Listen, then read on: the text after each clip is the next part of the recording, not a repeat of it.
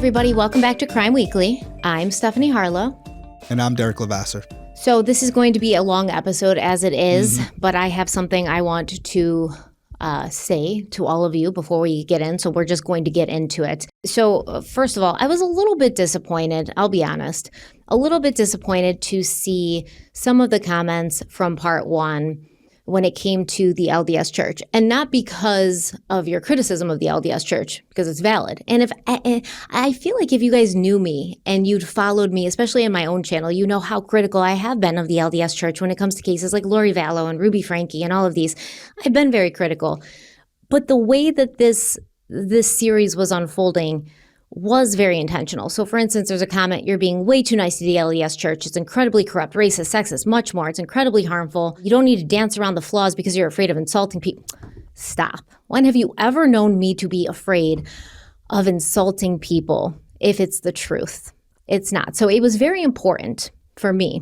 And I think for, once again, the storytelling aspect of this and how important it is to the case, to, in part one, show the LDS Church at its foundation. Right? Not as an institution across all of history, but as a belief system as it was lived by the Smart family, okay?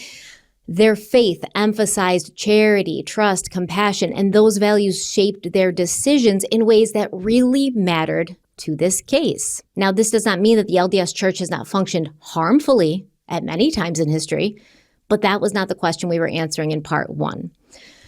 And once again, I thought I was very clear about that. So there's good people in the world and there's bad people in the world. And those people are going to take things that they're taught by a religion or an education system or their parents, and they're going to do different things with what they're taught. They're going to pervert them, use them to their benefit, use them in a bad or harmful way, or they're going to internalize the good parts of what the LDS Church taught in a good way. Or in a harmful way in this case, because the Smart family was like, hey, we're going to give this guy a chance, and it ended up exposing their child to a predator. Now, with that being said, I hope you in the future and in this series give me the opportunity to present the case into you in a way that really is going to unfold instead of coming out in just a very non-gray area way and being like, the LDS Church is terrible, it sucks. That's not what this is about. It's not what this is about. Because although they shared the same religion, lived in the same state, and moved within the same broad cultural orbit, Elizabeth Smart and her captor, Brian Mitchell, they may as well have lived on different planets. Okay, so where Elizabeth's childhood was defined by structure, stability, and faith rooted in family and community, Brian Mitchell's was marked by alienation, rigidity, and a growing sense of superiority that steadily isolated him from the people around him. So they existed under the same religious umbrella, but they experienced it and behaved within it in fundamentally different ways. So Elizabeth and her family, they kind of used the LDS Church as a source of belonging and moral guidance. Brian Mitchell, he looked at it as something to be challenged, reshaped, and weaponized. And long before their paths crossed, Brian Mitchell's life was already moving in a direction that would place him at odds, not just with society, but with reality itself. So today, we are diving deep into the background of Brian David Mitchell, the man responsible for Elizabeth Smart's captivity and abuse, the monster who didn't just take her freedom, but attempted to dismantle her sense of self and faith. And this is where we're going to get into the darker side of the LDS Church. It would not have been proper or really made any point to kind of dismantle the LDS Church from the inside out in part one, because the Smart family did not use the church in that way. They just tried to do the right thing like so many people do. And there's so many people who don't. As with, I think, any, religion, probably there's people that wield it in different ways. So that's where we're going to kind of delve into. And I'm going to warn you, it gets dark, okay? It gets really dark. Like, this guy was messed up, and the circles in which he kind of lived and existed were messed up. And I'm going to be very, very clear, very concise and factual about how the LDS Church played its part in allowing him to continue in the way he did, because there were red flags. There was red flags all over the place. So here's where we kind of look at the negative, darker side of the LDS Church. So there was no blind praise. There was no, like I'm about to convert here. It was for the storytelling aspect of that part one. We were coming from Elizabeth and her family's perspective. We were living in their world, which, yes, understandably and factually is not the only world within which the LDS Church functions. So what do you think, Derek? I mean, overall, we talked about this before we hopped on camera, and I think our audience falls into a few different categories. I think the majority, 95% of the people, when they disagree with us, it's warranted. They'll have just a difference of opinion on how we feel about a certain topic or person. All good. And then there's a small group of people who are new and coming over to the channel for the first time, which welcome. We're glad to have you, who don't necessarily understand our process and how we conduct our series and how you start from the foundational perspective, including in this series where, for me, I completely got it. You were explaining the perspective of the smarts and how they viewed the religion. And that's how maybe, as good people, they were susceptible to something like this because they weren't necessarily using it the way other people now view the LDS religion. So I got it. We were looking at it from the shoes of the victims. And so then there's that small group, less than 1%, where they will watch an episode, not only on Crime Weekly, but everywhere, and they look for one thing to complain about. And we know this to be true. I put it on my social media. There was a person who was upset with the way we were belittling BTK.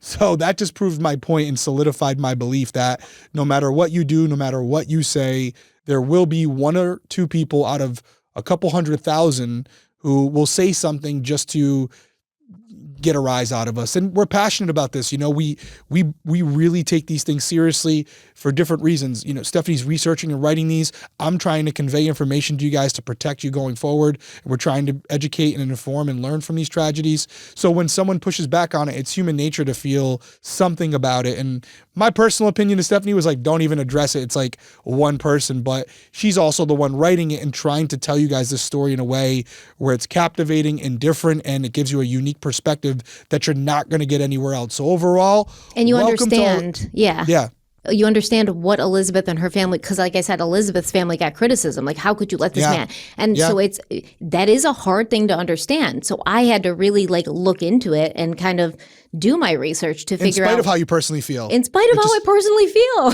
Which is a testament to you. I have condemned the LDS Church and the FLDS Church on multiple occasions, in multiple cases, on multiple videos. We've done it together. So I hope that one day I will earn your trust enough to know that the whole story will unfold in the way it unfolds, and every dark corner will be illuminated.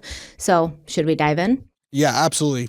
You gave it more than enough time. Let's dive in. All right. So what follows is a dark examination of Brian Mitchell's life, his childhood, his relationships, and the belief system he eventually built around himself.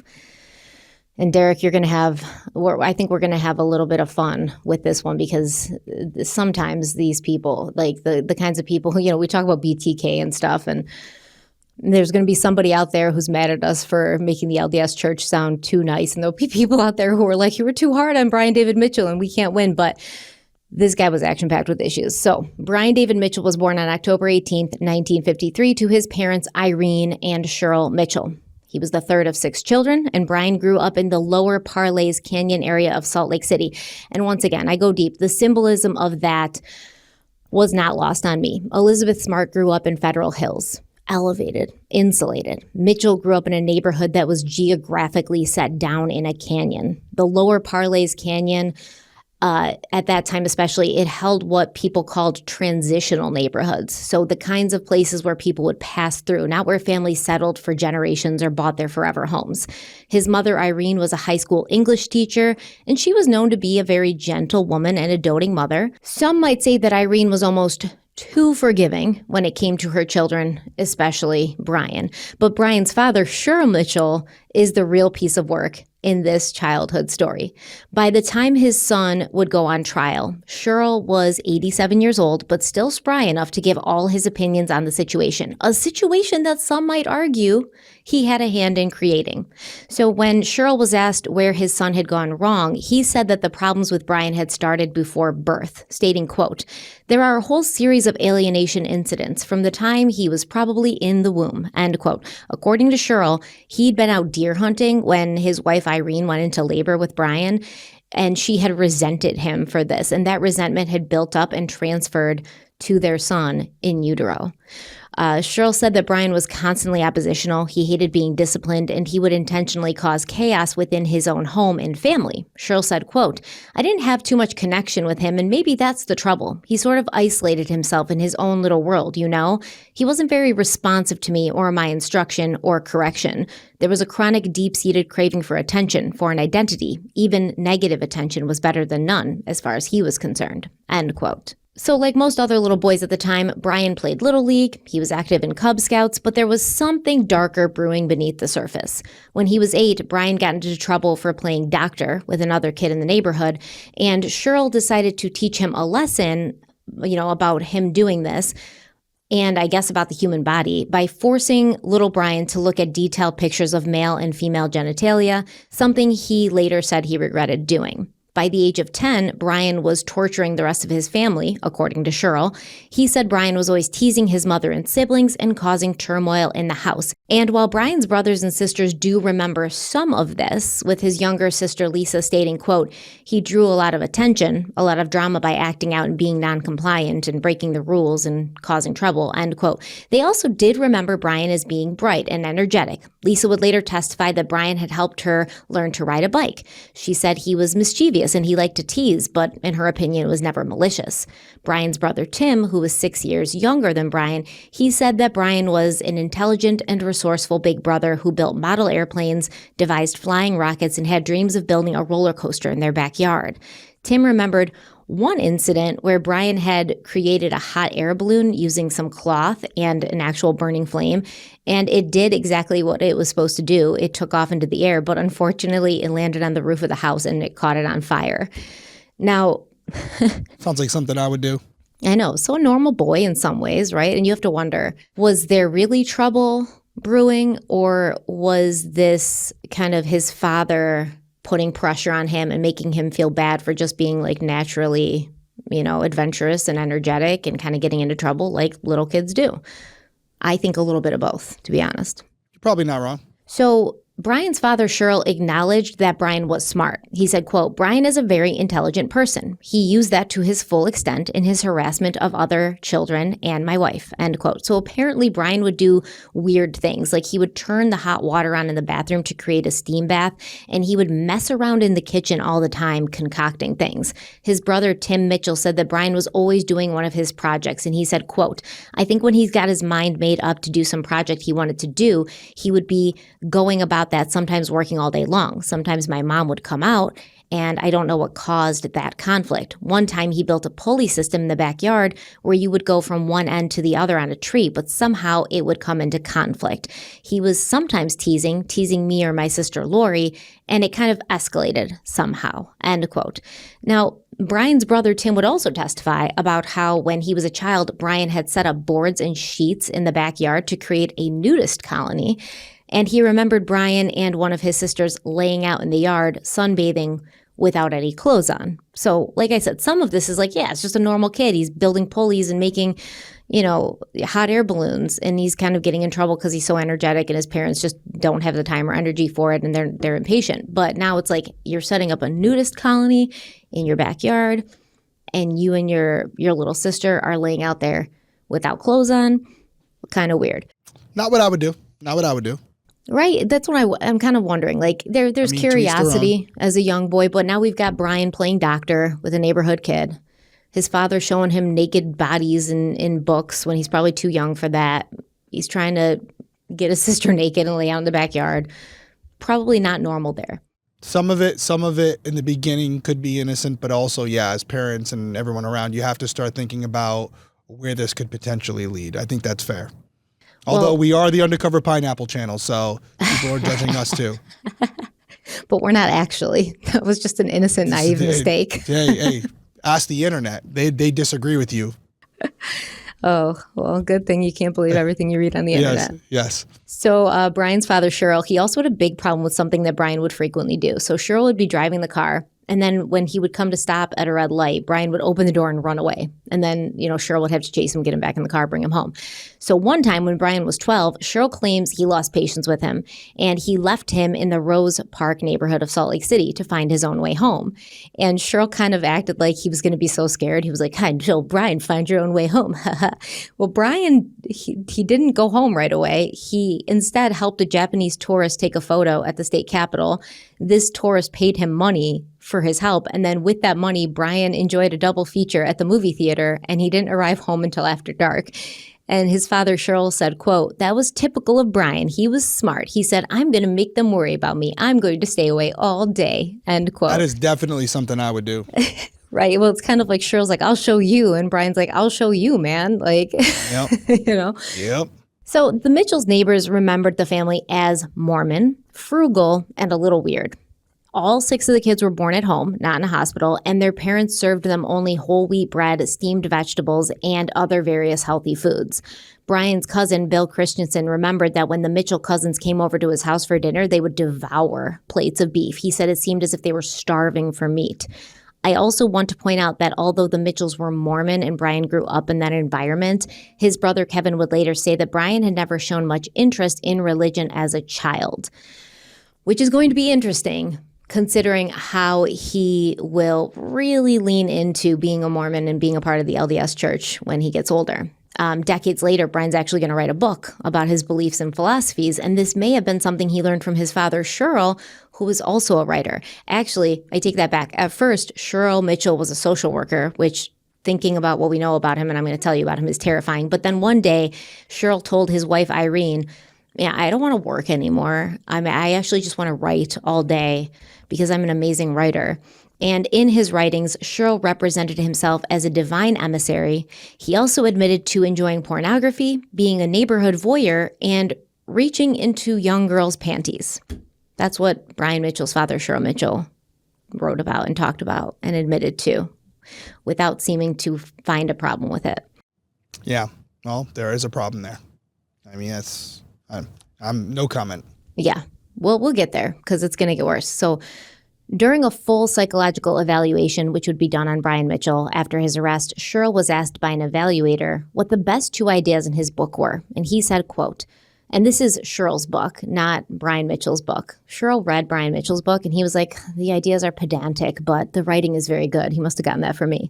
So this is Cheryl's book he's being asked about. And he responded, quote, "The primary idea is very pragmatic idea that deals with nutrition. The second, the major theme, is on reproduction. Our continuity depends on the race's reproduction. Those 2 things are the root of everything," end quote. So Cheryl also talked about how his father and Brian's grandfather, he said that his father and Brian's grandfather was obsessively litigious and had spent some time at the Utah State Hospital for mental health treatment. So looks like it kind of runs in the family, probably the male side of the family. Now, after Brian's arrest, Cheryl talked to anyone who would listen about how messed up his son was. And the Salt Lake Tribune stated, quote, "Cheryl Mitchell denies allegations that he physically abused his wife, but said, 'I forced the issue of sex once in a while,' which prompted Irene to leave a poster in the master bedroom accusing him of rape," end quote. Now, keep in mind, this is the same man, Cheryl Mitchell, who in 2003 is going to stand in a courtroom in front of a judge and say with a straight face that his son deserved leniency for treating Elizabeth Smart so well during her 9 months of captivity. Now, despite his intelligence, Brian did not do well during his school years. He was sent to detention multiple times. He started smoking marijuana and his grades plummeted. His mother, Irene, said that Brian was a darling boy, but she remembered him staying up all night, reading, and getting in trouble for skipping school. In 1970, when Brian was 15, he was referred to a juvenile court after he exposed himself to a neighborhood girl who was just 4 years old. The 4-year-old told her father that Brian had lured her into his home and asked her to touch his genitals. Brian's father, Cheryl Mitchell, claimed that this 4-year-old girl's father overreacted and he just yanked Brian into juvenile court for no reason. Brian was given a psychiatric evaluation, and his mother later said that the psychiatrist had told her that when a child has parents pulling him in two different directions, he tends to get into power and manipulation. Irene said that she and her husband, Cheryl, had very different ideas about how to discipline a child, and she said she agreed with the psychiatrist, saying, quote, "I feel that was what happened to Brian," end quote. That's not all that happened to Brian. Lots of stuff happened to Brian. But the whole point is we're going to be asked a question when Brian Mitchell gets caught for what he did to Elizabeth Smart. And his lawyers are going to try to make it seem like he's almost in like a religious psychosis, like he's lost his mind, he's mentally ill. But we're going to hear from people all throughout his life, family members, brothers, sisters, friends, coworkers, wives, ex-wives, children of these wives and ex-wives. It wasn't that Brian was crazy. He was pretending to be something in order to do what he wanted to do, in order to have control, in order to manipulate people. So Cheryl Mitchell was certainly an authoritarian type parent, but as we will see when it comes to Brian's mother, Irene Mitchell, she was far too lax when it came to her kids. She would give Brian chance after chance. She would enable him at every turn, even into adulthood. And she would let him walk all over her for her entire life until she's, into her senior citizen age. It's really actually sad. So Dr. Tanya Thomas, she worked with Brian between July and September of 1970. And this was when he was, an older teenager after he'd been, put into juvenile court for what he did to that 4-year-old girl. And she described young Brian as, quote, bright, relates with an air of intellectual superiority, end quote. She also said that he was cynical and dismissive of what he called his siblings' artifice. And that's a word that suggests Brian believed the people around him were fake, performative, and morally hollow, while he alone saw the truth. He alone saw through the illusion. All of this throws up red flags for what Brian David Mitchell would become in the future. It shows early contempt and a belief that others were morally or spiritually inferior. This isn't just a character note, by the way. It's early evidence of how Mitchell saw the world. He wasn't simply troubled or rebellious. Brian already viewed other people as pretenders who were morally compromised, and he saw himself as exempt. He was exempt from or above societal norms that were accepted by other people. This can become especially dangerous when paired with extreme religious beliefs and delusions. Dr. Thomas also observed that Brian, quote, knows psychological vulnerabilities of others and derives pleasure from exploiting them, externalizes blame to others, end quote. She concluded that Brian Mitchell was very alienated and used his intellect to frighten and humiliate others. Psychological testing yielded a profile of a person who was highly mature but highly antisocial. So once again, he's 15, 16, 17. At this point, Brian Mitchell was not showing any signs of pathological paranoia or other signs of psychosis. And I'm going to keep saying this as we go through because once again, his lawyers are going to argue, oh, he's been crazy. He's mentally ill. He has a history of mental illness. Clearly, that's not the case. It's almost like when you buy a house, you buy the house, you get your inspection report done. 3 months later, you have a major issue with the house and insurance wants to push back on you and say, oh, it's probably been there for a long period of time. Well, that's when you go back to the inspection report that was just conducted where they can clearly see there were no issues until, maybe a major winter storm just happened and it punched a hole in your roof. Just saying, not saying that's me or anything, but maybe it is. Kind of got to look at the history and the evidence, yeah. And what's happening with Brian is more kind of explained by maybe a personality disorder rather than a mental illness. So why does that come into play when you're talking about legal ramifications? We've talked about this before. Because a mental illness is something where somebody can say, I didn't know the difference between right and wrong. I didn't know what I was doing. A personality disorder this is just how they are, and it can't be really treated. So it's not that they didn't know the difference between right and wrong. He didn't care. He didn't care, and he used his intelligence and his really almost innate ability to manipulate people and get reactions out of them, push their buttons to his benefit to get what he wanted. And once again, because we have had an issue with this in the past, I'm talking about a personality disorder that is destructive, like, a psychopath or narcissistic personality tendencies, things like that, not something that is, more treatable, like borderline or something like that. I'm talking about in the same way. Was it BTK that we were talking about that with? I can't even remember the case, but it was one case where we had tried to break down different personality disorders, and some people were I think like, it was BTK, yeah. there is treatment for it. Yes, for something like what we're talking about with Brian Mitchell and people who become like serial killers, when you're seeing this develop in early childhood, the ability to manipulate and dominate people, control them, you think you're superior to them, and you're just a teenager still. This is, once again, more indicative of a personality disorder than a mental illness where somebody doesn't know the difference between right and wrong. So after this, when Brian gets in trouble for trying to lure this 4-year-old girl into his home and he's got to go to get a psychological evaluation, things in the Mitchell household got far worse. Brian became verbally and physically abusive towards his mother and his siblings. His records noted that he had poor frustration tolerance and he refused to follow the rules of others.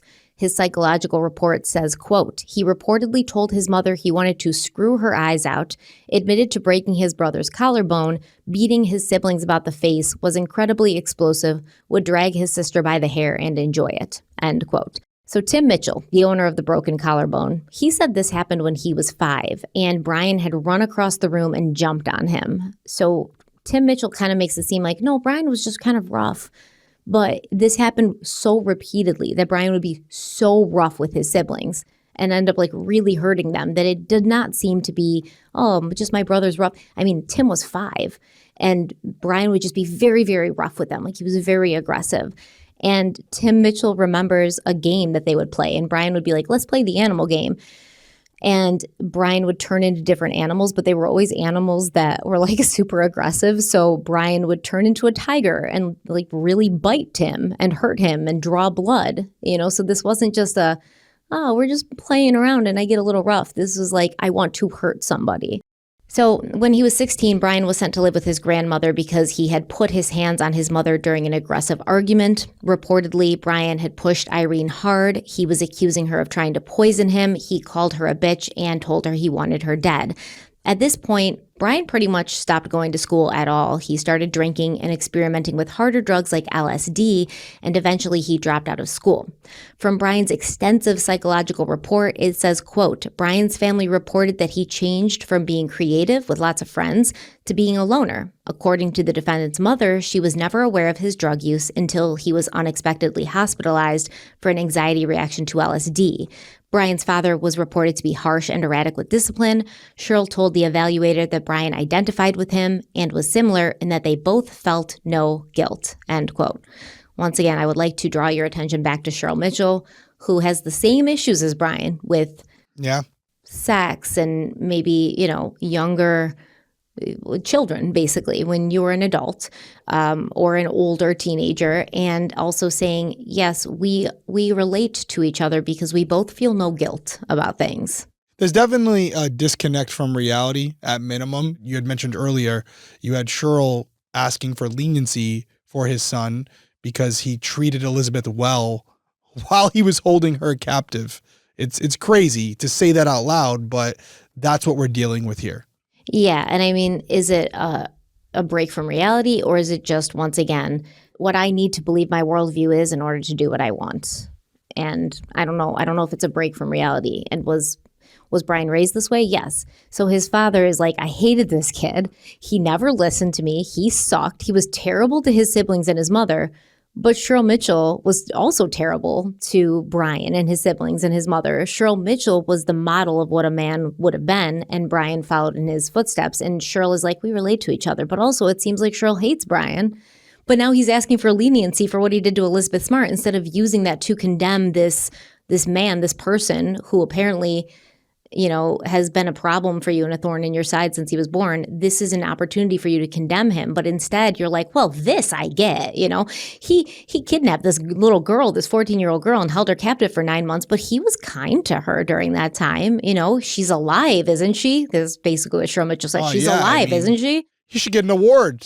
So it's funny that he takes that and he can't use that to condemn this kid who he's hated forever. But this is where he chooses to defend him. It's absolutely bananas. It's a choice.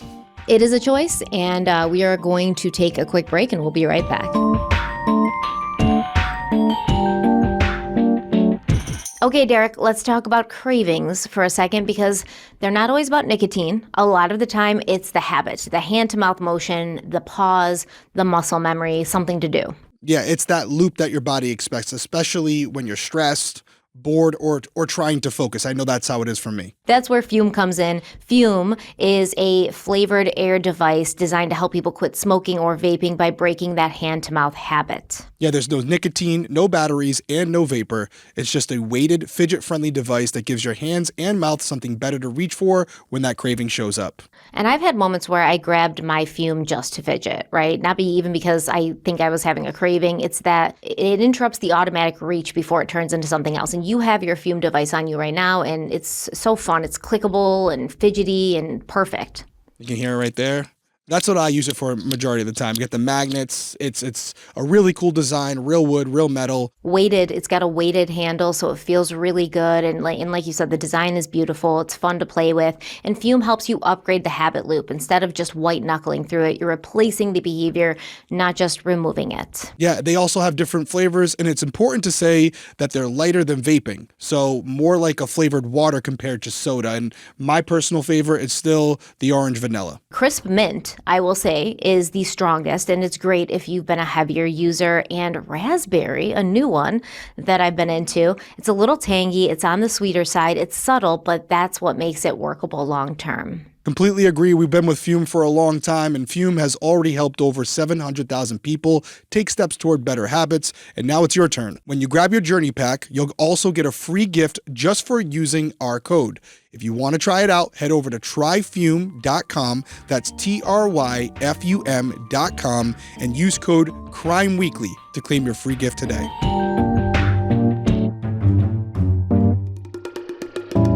Okay, we're back. So now we got Brian. He's going to live at his grandma's because apparently he's just not really conducive to what's happening in the Mitchell household. And he starts going to a different high school at that point. But apparently that high school had a more lax attendance policy, as in they just didn't care whether you showed up or not. So he just stopped showing up, and then he eventually dropped out of high school altogether. So as a high school dropout and teenager, Brian got his then girlfriend pregnant, and this would lead to his first marriage to Karen Miner in 1972. At that time, Brian was 19 and Karen was 15 or 16 years old, depending on, when she was pregnant, when she gave birth. Either way, she's way too young for him to be in a sexual relationship with, but that won't be anything new. Now, the couple would go on to have 2 children, Travis and Angela, but records indicate that becoming a father did anything but force Brian to get his act together. Brian would be arrested for a DUI in 1973. He would be arrested for assaulting his wife in 1974. Karen reported that Brian was physically abusive to her, including when she was pregnant, and an absent father who would disappear for days at a time. And this, once again, is going to be a pattern that follows Brian all of his life, a need for control and dominance, but an aversion to actual responsibility. Now, according to Brian's sister, Lisa, both he and Karen were not the best parents. And she said, quote, "They were kind of messed up themselves. They were teenagers. They would party. They wanted to have fun." End quote. Brian's abuse and absence caused Karen to file for divorce in 1975, where she cited all of these issues that she had with him, as well as infidelity. Now, in that divorce case, both Karen and Brian acknowledged that they were drug users, but custody of Travis and Angela was granted to Brian in 1976 because I guess he was the better option at that time. He lived with his mother, Irene, and she told the court that she was willing to raise the kids if he wouldn't. And Karen was kind of all messed up on drugs and didn't really have a place to live. So I guess that was the better of two evils. Now, during this time, Brian briefly attended classes at the University of Utah, where he accumulated 46 credits with a 2.6 GPA, but his grades once again steadily declined, and he never graduated. But then Karen Miner remarried, and she petitioned for a reconsideration of the custody agreement now that she was off drugs and settled. She'd grown up a little bit. The court did award her custody of her 2 children in 1977. But the day before this would be technically determined and court ordered, Brian took his daughter and his son, and he fled the state. he just left. He didn't want to give Karen custody, even though he didn't also really want to be responsible for the children. Once again, this goes back to control. Now, during this time, Brian drifted around New York and New England, but he did send letters home to his family, including his mother, Irene. He told Irene to keep the letters private. He said, don't tell Karen, the mother of his children, where he was or disclose his address. He sent pictures of himself and the children. And once again, he told his mother, Irene, to not show Karen the pictures of her own children because he said he felt it would only make Karen more determined to find them. And what's messed up, that's obviously messed up, right? To take these two kids from their mother and then hide your location and not even let this woman see pictures of her children as they grow over the years. What's even more messed up is Irene did it. She did it. She didn't tell Karen. She kept it all hidden. Now, in his letters, Brian suggested that he was working hard on alienating Travis and Angela from their mother. And Brian's second wife would later talk about how Brian would brag that he fooled the authorities, and he would even sometimes go back to Utah for brief periods where he and the children would stay with his mother. Karen Miner remembered a time once where she called Irene Mitchell's house to talk to Irene, and she swore she heard her daughter, Angela, answer the phone. But by the time she called the police and they showed up, the children and Brian weren't there. And Irene was like, no, they've never been here. What are you talking about? So, yeah, pretty messed up. So in a 1977 letter to his mother, Brian talked about growing his hair and beard long. Now, remember, we've seen pictures of Brian where he's got this long hair, this long beard. He's wearing robes and he's calling himself a prophet. And then we've seen that at least when Elizabeth Smart and her family encountered him, he was clean shaven, clean cut, and looking kind of more normal. Yep. Right. So this is something Brian would do. And he told his mother, quote, "As for my beard and long hair, I think I'm more handsome without them as well. However, that is not the image I am after at this moment. Maybe I want to look like a serious fellow, and there are other reasons as well. As you know, I like acting. My hair and beard is part of an act. I can just as readily cut them off just as I grew them, and to my delight will shock everyone here who know nothing of my boyish mug." End quote. I'm being good. I'm refraining here. I think everyone should just stop the video, stop the audio, give me a round of applause. I'm not belittling him like I belittled BTK. You absolutely should be belittling him. He is worthy of belittling. I mean, if I started that, we're going to have 12 minutes in this episode of just me making fun of this guy. All right, but promise you'll give me a little bit of that. I'll give you a little bit. All right, so a good friend of Brian's, his name's Marlon Peterson. Marlon Peterson would later say that Brian Mitchell was quite an actor, and he never believed he was legitimately insane or mentally ill, not even when he kidnapped Elizabeth Smart. So Marlon Peterson said, I watched the trial. He was there in the courtroom, and he's like, I knew everything he was doing, like the whole singing act, the whole Charles Manson, like, I'm crazy and you just don't know what to expect. It was all an act. He'd seen it done before. In fact, Marlon Peterson actually helped Brian go on the run and hide his children from their mother, Karen, because he thought he was doing the right thing, because Brian was so manipulative, allegedly, according to Marlon Peterson, that he believed Karen was like a really bad person. She was going to hurt the kids. And Brian was like, this is what we have to do to keep these kids safe. And so Marlon Peterson helped him.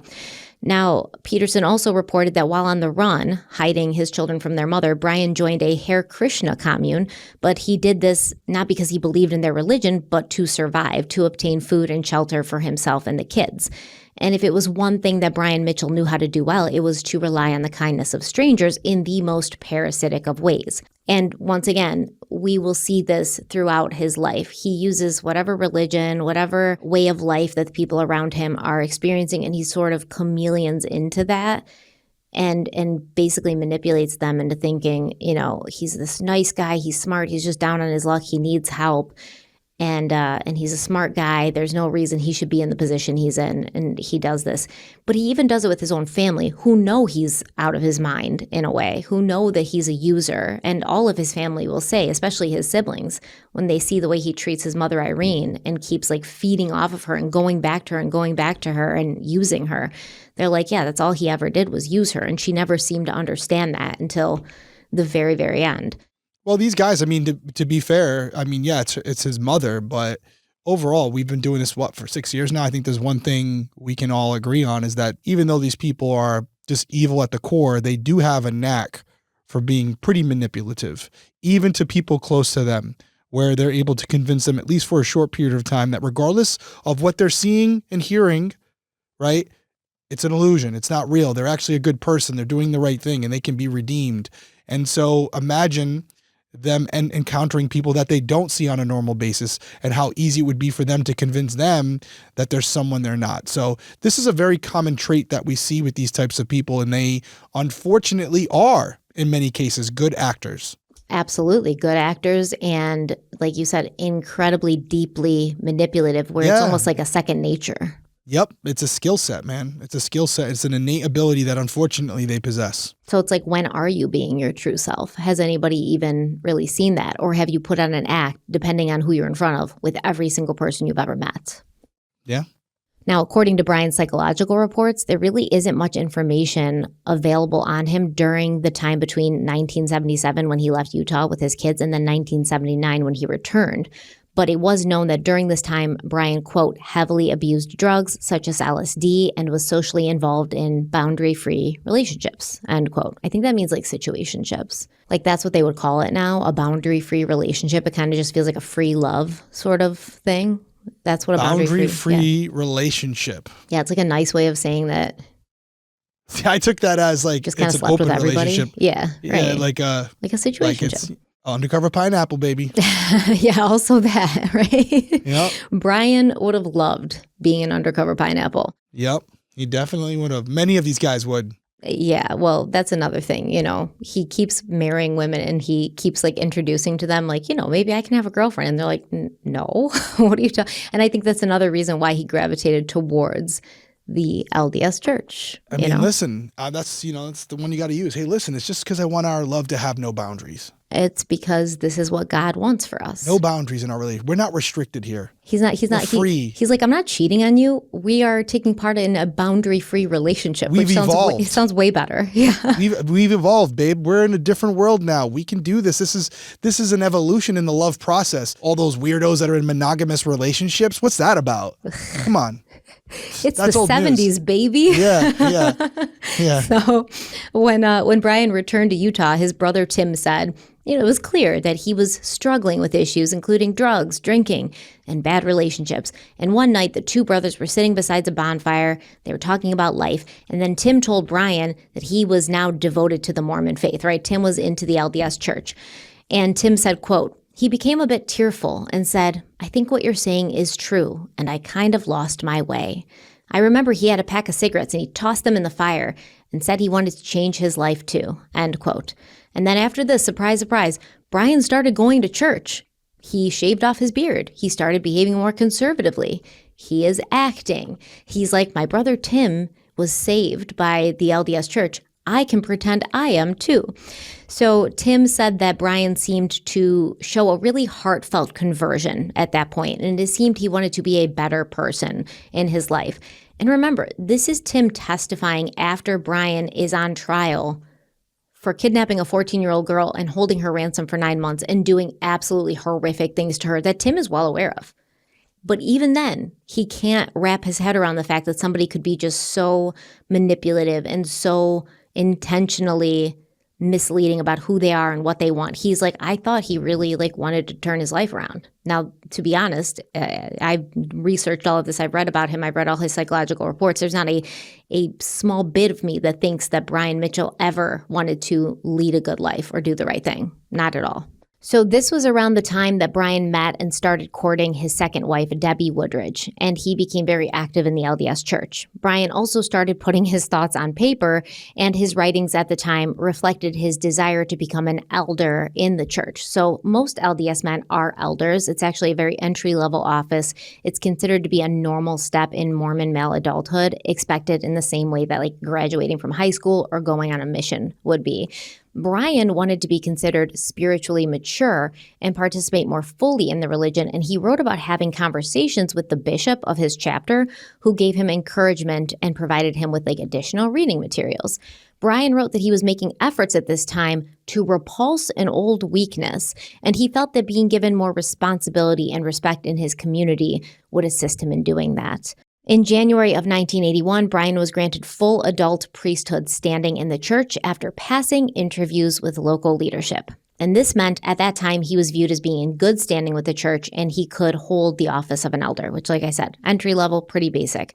Brian's journals also talk about Debbie Woodridge and their early relationship. He wrote that she was devout and idealistic with prayer.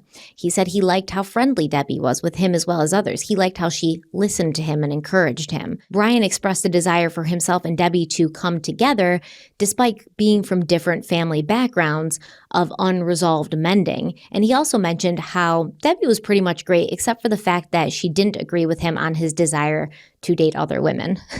Well, that's a deal breaker. Yes, but it's not a deal breaker for him. He's just going to do it on the sly. Exactly. He's like, she'd be perfect. She'd be perfect if she just accepted this part of me. She's not as refined yet. She's not as evolved. She'll get there. She's like his siblings. She's putting on this artifice and wearing a facade of societal norms when he's so much beyond that. He's evolved past that. Now, Brian did want to marry Debbie Woodridge, but apparently this union had not gained the approval of the Mitchell family. Debbie had 2 daughters from a previous marriage, and Irene Mitchell was worried about the financial burden of combining Brian's 2 children from his first marriage with Debbie's 2 children.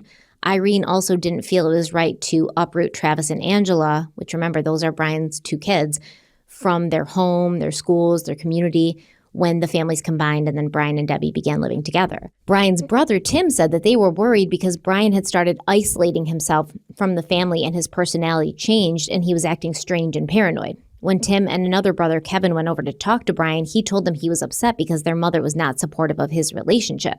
Brian also wrote about his concerns about Debbie's parenting style, saying that although each of her own children had expressed openly that they loved their mother, he was worried what type of mother she would be to his own children and how she would raise them.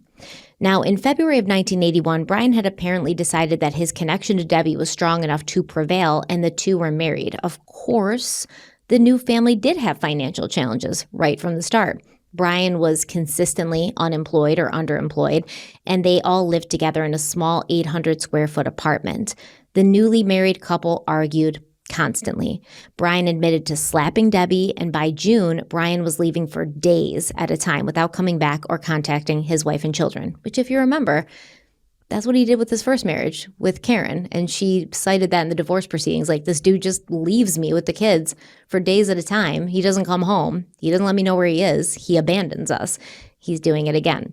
Well, maybe if she had agreed to the evolution in their relationship where they could see other partners or he could have other girlfriends. He would just be doing it there with her. He wouldn't have to leave the house. Probably exactly what he thought to himself. No doubt. Yeah. No doubt. That I'm not saying this to be like, I'm being sarcastic, obviously, but this is the way these people think.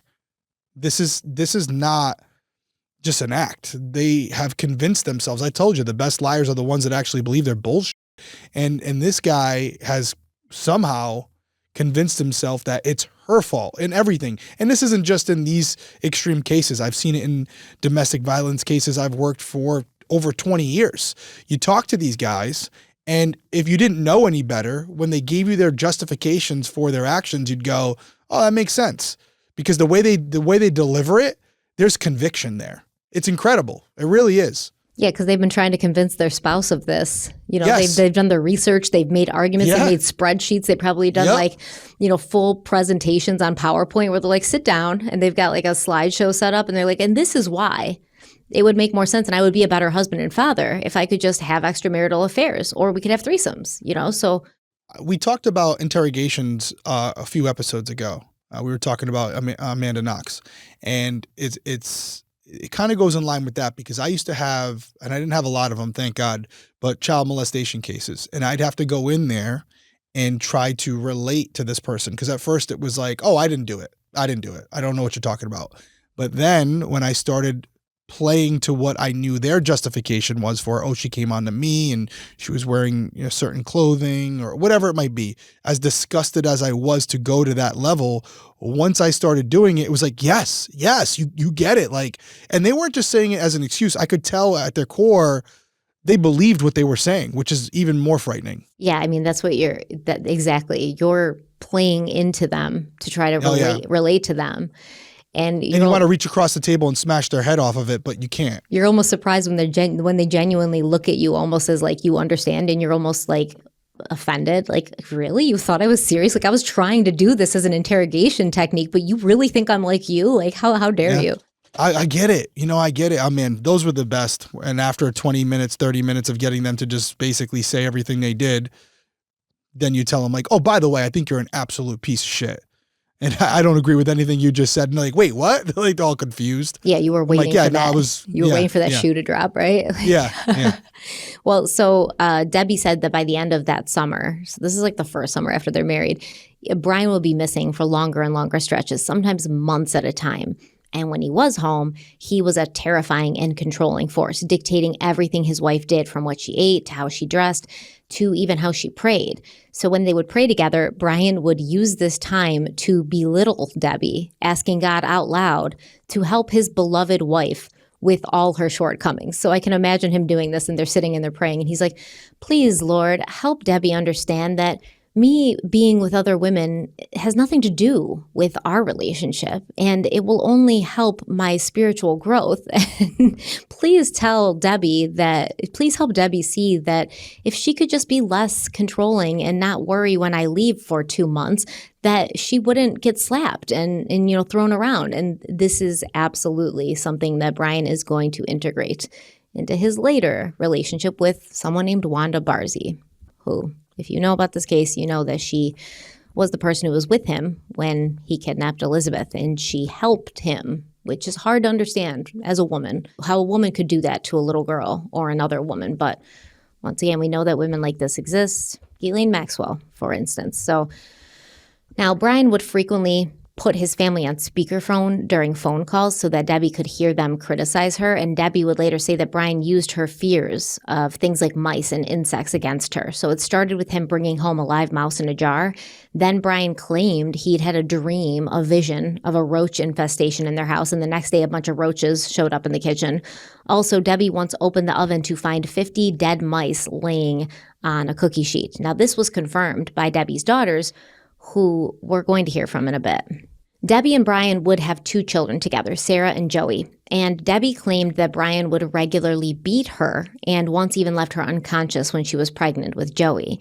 She says that she went to their church with her complaints of abuse and said Brian was physically abusive, emotionally abusive, and he would bring home books about satanic worship. But she says the bishops told her that she needed to respect her husband's authority and work things out at home or risk losing her recommend. Now, this is where we talk about the LDS Church and the bad parts and what it did in real time to women like Debbie. Because somebody said in the comments, the LDS Church is incredibly misogynistic, et cetera, et cetera. Yes, you're absolutely right. There are parts of the church and people in the church, and even I'm sure full chapters and I'm not sure exactly what they're called, but the, local areas that were like this, especially during this time. We're talking 60s, 70s, 80s, even into the 90s. So the LDS Church's stance on marriage was very specific and very narrow-minded. So the bishops are the local authority for each ward, and their role, they have a huge role, but one of their roles is to provide spiritual counseling for the ward members amongst other duties. And so they would do like one-on-one counseling, they would do marital counseling, stuff like that. Now, what Debbie Woodridge described is very specific to LDS structure and authority, especially in the late 80s when this would be happening. Within LDS teaching, especially in earlier decades, marriage would often be framed with a patriarchal structure, with the husband considered the spiritual head of the household, the wife being encouraged to support and respect that role. Now, this does not mean, and I'm going to say for the record legally, that the LDS Church has ever, or as to my knowledge, has ever officially endorsed domestic abuse. They would not come right out and say that, but it does reflect that these bishops were not trained to recognize how dangerous these situations could be, and maybe at the end of the day, they really didn't care all that much because they were trained to keep families intact and to preserve marriages first and foremost above everything else. So divorce would be treated as a spiritual failure in the LDS Church. That would be something to be avoided if at all possible, at all costs. And Debbie was threatened with losing her temple recommend if she didn't work things out. So this would have been a very grave threat to someone involved in the LDS Church. especially at this time and especially in Utah. A temple recommend was an official stamp that a member was in good standing with the LDS temple. They were considered worthy by local leaders because they were following church teachings and living by moral standings. And losing her temple recommend would mean that Debbie would be barred from temple worship. She would be barred from participating in certain sacred ordinances, such as families being sealed together for eternity. She would almost certainly be spiritually marginalized, but she would be socially marginalized as well, right? Because this is Utah and everybody was LDS. So the people you went to school with, people you went to church with, the people you worked with, everybody. For someone raised in the LDS church, the implicit message was if you leave this marriage, you'll be the one spiritually penalized. You'll lose your community.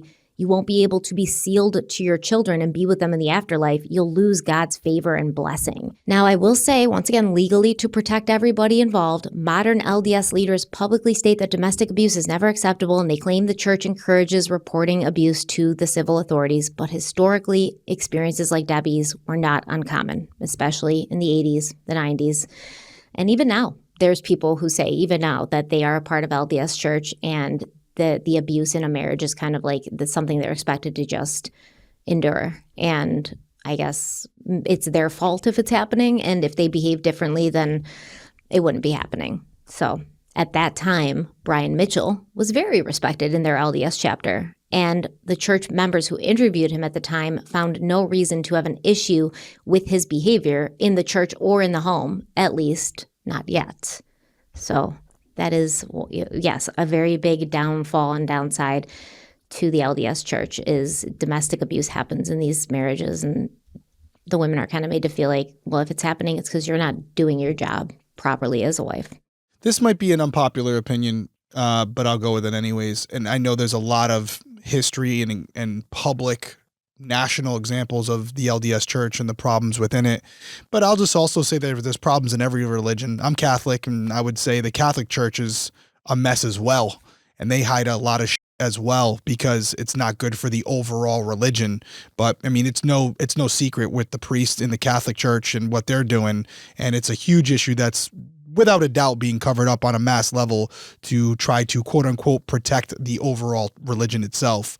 To protect the image of the religion. Yeah, so I'm not trying to sit here and say, well, LDS is bad, but look over here. I'm basically criticizing my own religion. I'm just saying in general, there is I hope I'm not saying this wrong, but with religion in general, and I'm not a super religious person, but I do have faith and believe in certain things, but there is a cult-like element to all of them, right? Because you're having to believe in something that's being conveyed by the quote-unquote leaders of said religion. And if you have nefarious individuals who are trying to capitalize on your beliefs and your conviction to that belief, they can convince you to do things that may not be best on a personal level or even on just a moral or ethical level. So in general, I think as overall you'd find this type of stuff almost in every religion, although it's more prevalent in certain religions. And, I think there is a good argument to be made that we are seeing a lot with the LDS community specifically, although I'm sure there are very good people within that community that have nothing to do with things like this. Yeah, it's all who you are and how you use it. And I will say it was, I think, stronger and more of a threat for an LDS person because, like I said, this wasn't just, hey, you can't come to this church anymore. It was like, God will be disappointed in you. You won't be able to be with your children in the afterlife. And every single person that you socialize with in the community will ostracize you. So you will lose your husband, yes, and you'll lose his income because most likely in a divorce, they would side in his favor because, like I said, lawyers, judges, everybody, LDS, right? And then you won't get support from your community. So there won't even be people in your community who will help you with your children or help you financially or just help you mentally and emotionally and be there for you because you will be viewed as the one who did something wrong. And you're already struggling with that victim, the feeling of being a victim and being hurt by somebody you're supposed to love and trust. And now you're also being told from everybody at every angle that it's just because you failed some way spiritually and in your marriage and as a wife. And that's very insidious and it goes really deep. Like you're ostracized completely. So it's rough. So, and on top of this, Brian was not just harming his wife, Debbie, at home. He was also sexually abusing her two daughters, Rebecca and Heidi, who claimed the abuse happened within weeks of the marriage and continued for years. Now, Rebecca claims she was sexually abused by her stepfather from the ages of 7 until she was 11. And Heidi said that she caught Brian Mitchell in the bathroom linen closet taking photos of her while she was in the bathtub. Now, we're going to come back to this. And the dynamic between Brian Mitchell and Rebecca is really, I guess I would say fascinating, but also incredibly sad. And we will talk about that later in the timeline. But in 1983, Brian attempted to put his 2 biological children up for adoption. He said he was doing this in an attempt to save his marriage with Debbie. And at that time, an examiner found Brian's 2 children to be very antagonistic towards their stepmother. And they also both indicated that they would rather live with strangers than in a home with their own father. The examiner noted that Brian had alienated his children to such a degree that they literally wanted nothing to do with him. Now, Irene Mitchell and Brian's sisters challenged this decision, with Brian wanting to put the kids up for adoption. They claimed that Brian was mentally ill, so the kids were placed temporarily in foster care so that Brian could be psychologically evaluated by Randall Oster at Sugar House Mental Health on December 22nd, 1983. This is another psychological evaluation. And at that time, Oster concluded that Brian was not mentally ill.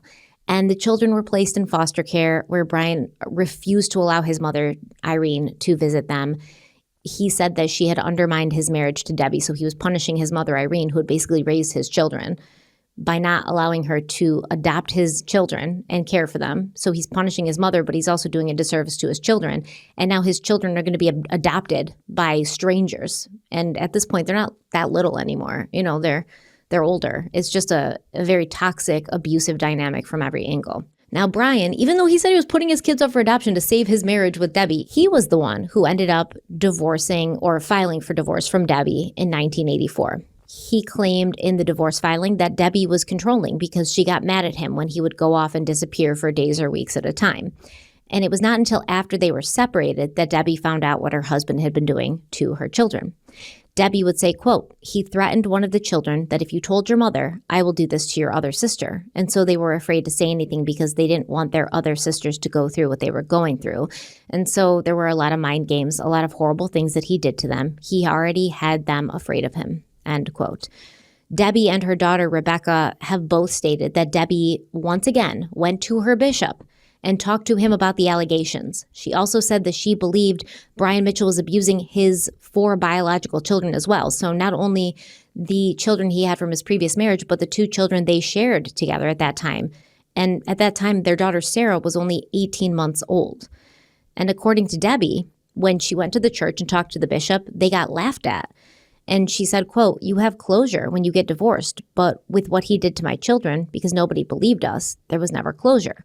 When I wanted to leave him, the bishop said, no, you need to work on your marriage. I would go to church with black eyes, and they'd ask me what I did to make him hit me," end quote. So throughout Mitchell's reports, his psychological reports, the reports of what happened when he was talked to by the police after everything went down with Elizabeth Smart, we do hear from some church leaders, and it does seem as if they did notice some unraveling happening in David Mitchell when he was faced with these allegations. And this is where things get a little sticky. Because on one hand, you can say, oh, these LDS leaders, the bishops, they were trained to see things one way, and they didn't notice that what he was doing was weird. But you kind of have people in the LDS church who talked to Brian and who saw him at these times, and they were like, yeah, he was definitely like not a good person. And that's a problem. So Paul Meacham, the stake president of their chapter at that time, he said that when complaints first emerged about Brian had maintained the appearance of a right-living man. And Meacham's first impression of Brian had been of someone who was clean-cut, soft-spoken, and good-looking. And he said, quote, "It was hard not to believe him, and we called him in 2 or 3 times. Eventually, it became clear that he had a Jekyll-Hyde existence. He had us all fooled. The first sentence that included the word improper, there was an explosion. This mild-mannered young man stood, shouted, and denied any improper action of any kind. He then stormed out, and I have not seen him since," end quote. So this, I believe, is after they're separated, and Debbie comes forward and says, you know, hey, I told you he was abusing me, and then he ended up filing for divorce from me, so Debbie's not going to lose her recommend because Brian's the one that initiated the divorce. But now that I have gotten separated from him and my children have felt safe to come and tell me what's happening, they're telling me this happened. And so then they called him in, the bishops and the stake presidents, to ask Brian about what he was doing to the children or what he was being accused of doing. And this is when they say that he saw him kind of like change in front of their eyes. And Paul Meacham said that it became clear that Mitchell was a master manipulator, and he would observe him interacting with different church members, and he'd notice that Mitchell would change. He'd become more animated with some, more calm with others. And Meacham said it dawned on him that Mitchell was playing to his audience, and he had heard him brag more than once that he could, quote, get myself out of anything, end quote. Now, this is interesting because Paul Meacham's like, yeah, when we accused him of what he was doing to the kids, he like exploded. And then we were like, oh, we never knew who he was. But then he also talks about it like, I've observed him with people and I've heard him brag about this repeatedly. And only when he exploded did I kind of put everything together. But it's like, these are also red flags that you've been seeing with this guy and you kind of wrote them off. And only when he, let his mask slip did you realize maybe it was something more. So. That's better than sometimes. I've talked to you before about cases where you have prominent figures within the community, coaches, city councilmen, people who are in high profile positions within the community I grew up in. And then as a police officer, they're beloved by everybody during the day. But at night when I ran into them, they're beating on their wives, hitting their kids, getting drunk, getting in fights, doing drugs in the wrong places, doing unsavory things. And it's like, wow, the person that I'm communicating with right now, who I talked to maybe a week ago during the day, it's Dr. Jekyll, Mr. Hyde all day long. It's literally the perfect example of it.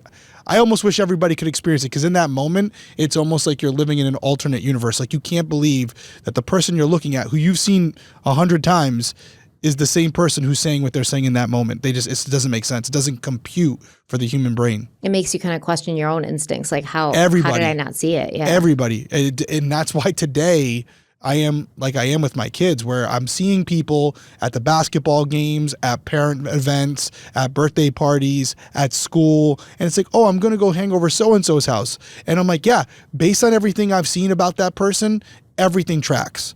But I haven't been behind closed doors with them. And I know from experience that there's a clear distinction there. It could be just two different versions that are both good people, or it could be the worst case scenario where they're able to put on a front for a short period of time in small increments. And then when they're in their household and nobody's watching, that's when they become who they truly are. Because you don't really know who somebody is until they're stressed or angry or have their back to the wall. And right. Like you said, or there's a comfortability there. Yeah. Or like you said, it could be a normal thing. Like, yeah, everybody, gets a little angry when they get upset, but then some people just absolutely go off the rails. And you can tell the difference between just, oh, it's a regular guy and he's just a little stressed, or this person's been pretending to be someone else. Yeah, and it's something where I think a lot of our listeners and watchers, and we've met a lot of you in person at this point, you've told us your stories. They're not always as extreme as the cases we cover, but unfortunately, to a lesser degree, we've all had our own traumas where people are around individuals who represent themselves one way in a public setting, in a completely different way behind closed doors. And you've talked to us about those experiences and how it's affected you. And when we cover cases like this and we covered this specific topic, you're like, yes, I can attest to that. That is the truth. And it's not for everybody, but it's more prevalent than I think anyone really understands until they are in a law enforcement position or in it themselves. In a position with somebody like that, where you could even marry somebody, and then it's not till after you're married and legally trapped and you have kids that all of a sudden you're like, well, what happened? Who is this? I don't even know this person. And yeah, it's difficult, but people were noticing the cracks in Brian Mitchell. Former Bishop Darrell Newbold also noticed the cracks. He stated, quote, Mr. Mitchell would tell a story about this and this. He would tell a story so well, then we would find out he was concealing things, then the story would fall apart, end quote. But at the time, still, no one noticed anything off mentally with David Mitchell. Sure, he was intelligent and cunning and manipulative, but he wasn't mentally ill. Even Debbie said that during the time she was married to David Mitchell, he was never a religious fanatic. And she said, quote, I never saw that side of him. I don't believe he's a religious fanatic. I believe that he's doing all of this as a cover-up. Who's going to go after someone that loves God? I mean, if he comes forth and said that he loves God and he's preaching, that's not going to let anybody think that he's a pedophile and child molester. No one's going to look at this. They're going to look at the good things he's done, end quote. Exactly. Especially in a community based around loving God And, if you're doing the right things out in the world, then that means you're a good person. So obviously, when things went south with Debbie and with his church chapter, David Mitchell had to shift gears and make himself scarce from that area and that community. Enter Wanda Barzee, a woman who was already action-packed with issues herself before she ever met the man who would forever change the course of her life. Now, according to the Salt Lake Tribune, quote, Wanda Barzee was once bubbly and outgoing, a talented musician who studied with the Mormon Tabernacle, organist, the wife of a military man, a dedicated mother of 6 who was always perfectly coiffed, end quote. So Wanda was the daughter of a master organ builder. And by all reports, from everybody who knew her, the one thing they say, she played the organ and the piano beautifully and with a passionate fervor that many believed came straight from God. She was a concert pianist, a talented musician who could pick up any piece of music and play it or sing it by ear or just by sight reading, and actually one of the first women to play the organ in the Mormon Tabernacle. According to Wanda's sister Evelyn Camp, Wanda excelled at everything she did as a child, and she had an infectious laugh. But right out of high school, Wanda married Talmadge Thompson in 1964. Thompson, who was often away with the military, it seemed he returned just long enough to get Wanda pregnant and then leave her alone again to care for their growing family, which would eventually include 6 children. In the early days, Wanda was described as devout, pleasant, outgoing, and an attentive mother. However, she claims that Talmadge Thompson, her husband, was chronically abusive to her, and he made his family move 33 times in 22 years. This whole thing with Wanda is complicated, and I want to talk about it, and we're going to get into Wanda, because after her arrest, Wanda's defense team would try to assert that she'd been perfectly fine until she met Brian David Mitchell, that she was an amazing person. Nobody ever had a problem with her until he poisoned her brain and made her do what she did. And that's when she went astray and changed completely. But several of her then adult children would speak out. They wanted the world to know that the issues with their mother had started long before that. They do acknowledge that their father, Talmadge, was abusive towards their mother, but they said she wasn't much better to them. And we're going to talk about that, but let's take our last break and we'll be right back.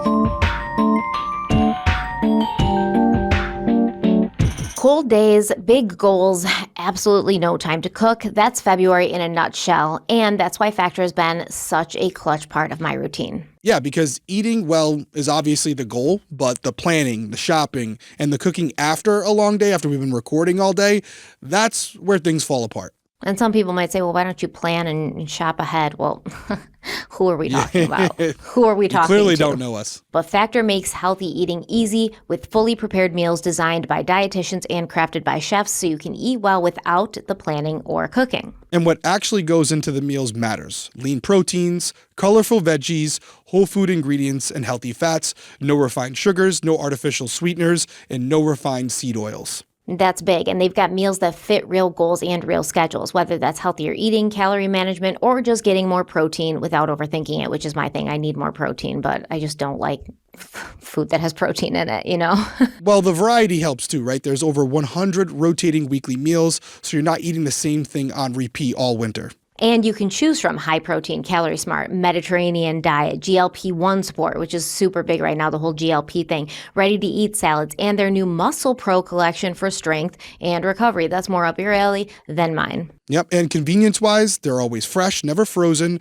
and ready to eat in about 2 minutes, so no prep, no stress. I agree. It is really 2 minutes. And I always talk about the bolognese that they have. It's just so good. It tastes delicious. It tastes like a restaurant quality meal. I love Factor. That's why I use it. You should too. So right now, head to factormeals.com/CRIMEWEEKLY50 off and use code CRIMEWEEKLY50 off to get 50% off and free breakfast for a year. Shout out to the Egg Bites. Eat like a pro this month with Factor. New subscribers only. Varies by plan. 1 free breakfast item per box for 1 year while subscription is active.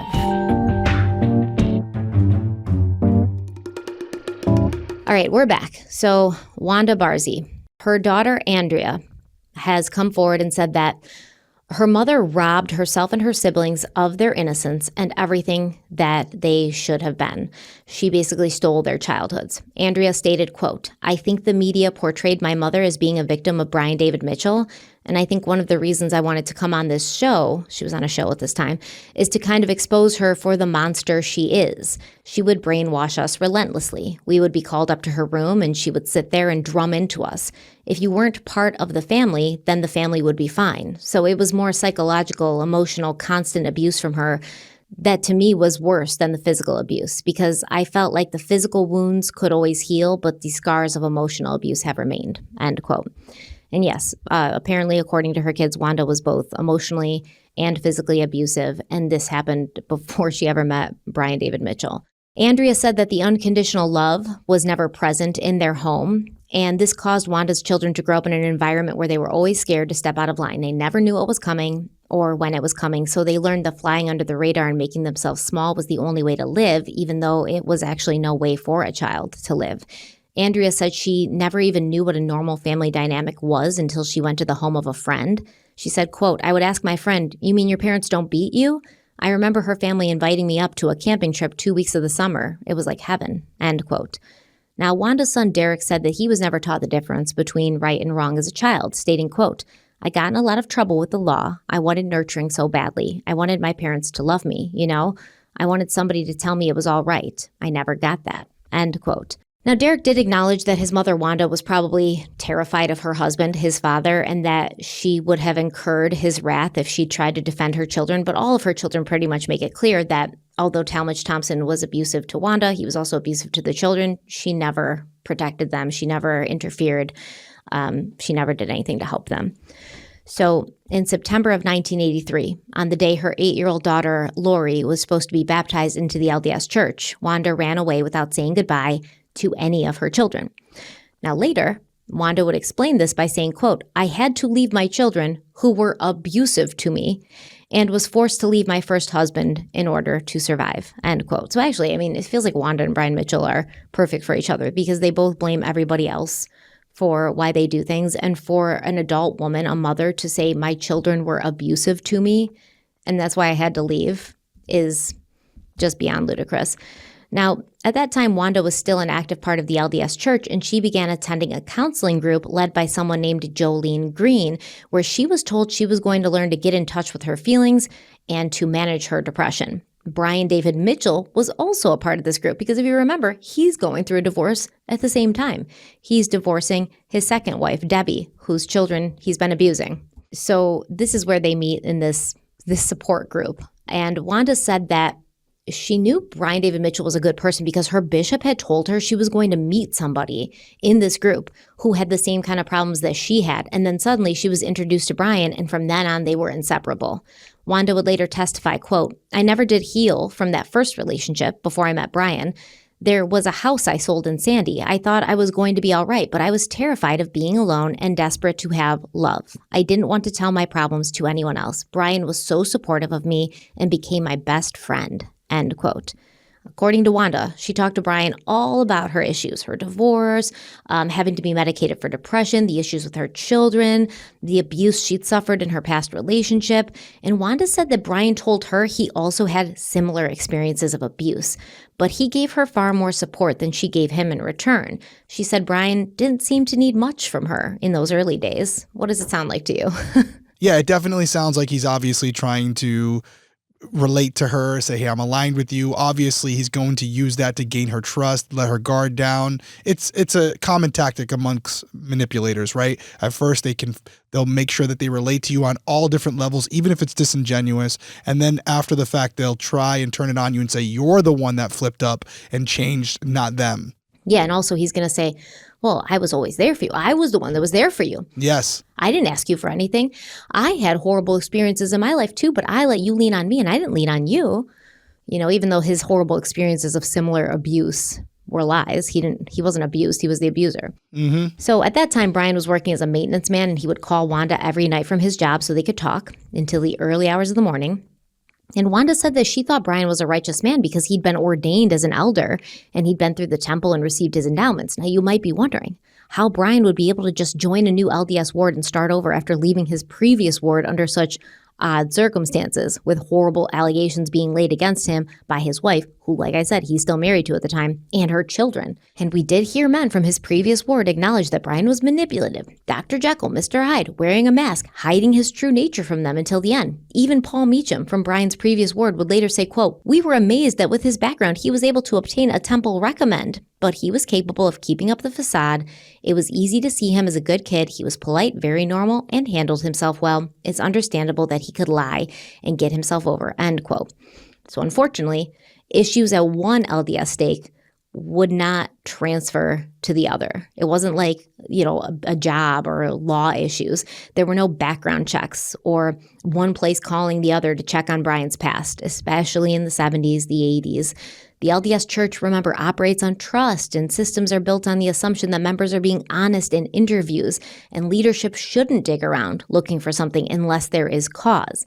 Brian Mitchell would have gone to a new ward. He would have met with the new bishop, answered a standardized set of worthiness questions that he'd already answered before at different wards and different stakes, and then the new bishop would evaluate him based only on those answers, like his demeanor, how he appeared before him.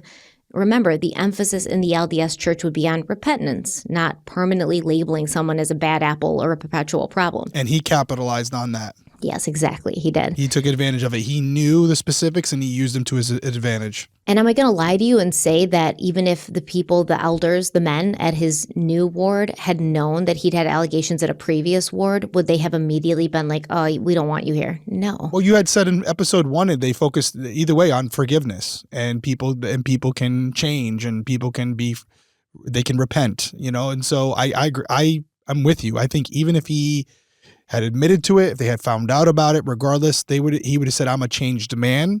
And more than likely, they still would have allowed him to be part of their group. Exactly. Or he would have blamed his wife and been like, she's lying. She's lying. And a woman can ruin a man's reputation like this because she's lying. And they would have been like, yeah, we could see that. We could see how that would be a thing that she would do, that a woman would do. So at the time, Brian and Wanda were getting close. The church normally would not have approved of their relationship as they were both going through a divorce, but she said that because the stake president and the bishop knew that they both needed a friend, they condoned the relationship and they allowed it to progress. So Brian would come over to Wanda's house, she would feed him, they would go to church together, and they did this for 9 months before getting married civilly on November 29th, 1985. This is the same day Brian's divorce from his previous wife, Debbie, was finalized. So he's wasting no time because part of the "I'm a good Mormon man" thing is having a wife, right? That's part of the act. So at the time of their marriage, Brian was 31 years old and Wanda was 39. And Wanda introduced Brian to her children the following month, around Christmas. And over the next several years, a few of Wanda's children would actually live with Brian and Wanda, and they had experiences. We're going to talk about that in a minute. Like I said, Brian and Wanda, they were not sealed in temple at that time. It was just a civil ceremony. They would be sealed in temple 3 years later on January 23rd, 1988. And this is, once again, the eternal marriage thing. And although Wanda described the first years of their marriage as hellish, filled with constant arguments and Brian being possessive and controlling, the couple publicly threw themselves into the LDS Church, and they developed a very positive relationship there as Brian attempted to climb the ladder of LDS leadership in the downtown Salt Lake City 10th Ward. One of the church members said that Wanda and Brian were, quote, "the epitome of righteousness, fulfilling every church duty and assignment," end quote. As I said, Brian Mitchell seemed intent on gaining respect and responsibility in the church, and he was allowed to do that. He first acted as a counselor in the stake mission presidency. Next, he became a member of the high stake council, and then he acted as a counselor in the bishopric ward. Now, I could go into details of what the responsibilities were in all of these different roles, but I know this episode's going to be long enough as it is. So I feel like I'm an LDS expert at this point. Anyone who was on the good and the bad. Doubting, anyone who was doubting you or thinking you were just kind of painting a one-sided picture, that has been completely dismantled at this point. And remember that the episode technically came out on YouTube just yesterday, so I didn't just research and write all of this in a day to prove you wrong. No. This was the plan, but no. Yes. I mean, listen, for anybody who is concerned, I think those concerns have been alleviated. So let me just basically say, without going into too much detail, Brian's steady rise in his chapter or his stake. It meant that by all the people there, he was seen as spiritually mature, dependable, and someone who was thought to represent the church publicly very well and whose judgment could be trusted. So the mission president, Drew White, said that Brian was great. He was highly conscientious, completely normal, quiet, soft-spoken. Brian didn't talk about any weird religious ideas, and Drew trusted his spiritual strength and guidance enough to ask Brian to be his counselor. This is the mission president, okay? Gary Shaw, who served the church with Brian Mitchell, he remembered Wanda as pious, kind, and a great organist who played with a lot of emotion and put on well-attended recitals. Wanda would practice on the organ or piano 6 to 8 hours a day, and she was very well respected and recognized for this. Another LDS person who knew Wanda and Brian in 1995 testified about how Wanda had gotten a church calling to play music, and when asked whether Brian expressed anger or envy that Wanda was called and he wasn't, the person said, quote, "I sensed very, very strongly that there was an inferiority complex or an inferiority feeling or whatever. Wanda, to my feelings, she had the talent between the two, and I always felt that Brian was trying to achieve a match. I think he was using his areas of interest to kind of rise to her level," end quote. So basically, Brian's the man. He should be the one going to church and everybody's like, "Brian, you're great. Let me give you more responsibility. Let me give you more power." But they were going to church and everybody was like, "Wanda, you're so amazing and so talented and God himself is playing through you." And Brian was getting kind of jealous about this. And so he was trying to rise in the ranks to get more power so that I guess he wouldn't feel downplayed by her or overshadowed by her. But there was a point where he just wouldn't rise in the ranks anymore. They didn't let him go up any further. And he felt frustrated by this. So according to Wanda, behind the scenes, things were not so polished and perfect. After they were man and wife, Brian began to open up. So remember, Wanda's like, "He let me talk all the time. I put my problems on him, my burdens on him. He didn't need much from me. But now you're married, you're trapped." So this is when Brian's going to show you who he really is. And he started talking a lot about his previous marriage to Debbie and how horrible Debbie was to him and how she would drive him to these horrible anger episodes where he would be violent. Now, Wanda said that their first year of marriage, Brian became consumed in fear and doubt, and he would get so angry that he would leave the house. And he told Wanda he was leaving so that he wouldn't get violent and hurt someone or destroy something. He told Wanda that when he'd been with Debbie, he'd gotten so angry that once he'd taken a TV and thrown it out of the window. Wanda said that sometimes Brian would scream into his pillow and he would make Wanda destroy pictures of her ex-husband. And he would tell Wanda, "This is good for you to destroy pictures of this man," because they were living in Wanda's house, right? And she'd have pictures of her children and her husband. And he'd be like, "We got to destroy these pictures because it'll help you heal." But she felt, he really just hated the sight of those pictures and the understanding and recognition that Wanda had a life before him and that there'd been another man there before him. And it would drive him into this episode of rage where he'd just grab these pictures and be like, let's destroy them. And so, yeah, he's out of his mind. So Wanda went to her church leaders to talk about Brian's issues, not in a bad way. She wasn't like, "Oh, I'm scared of him." She was like, "How can I help him? What am I doing wrong?" Because this was how LDS women were basically programmed and trained to feel.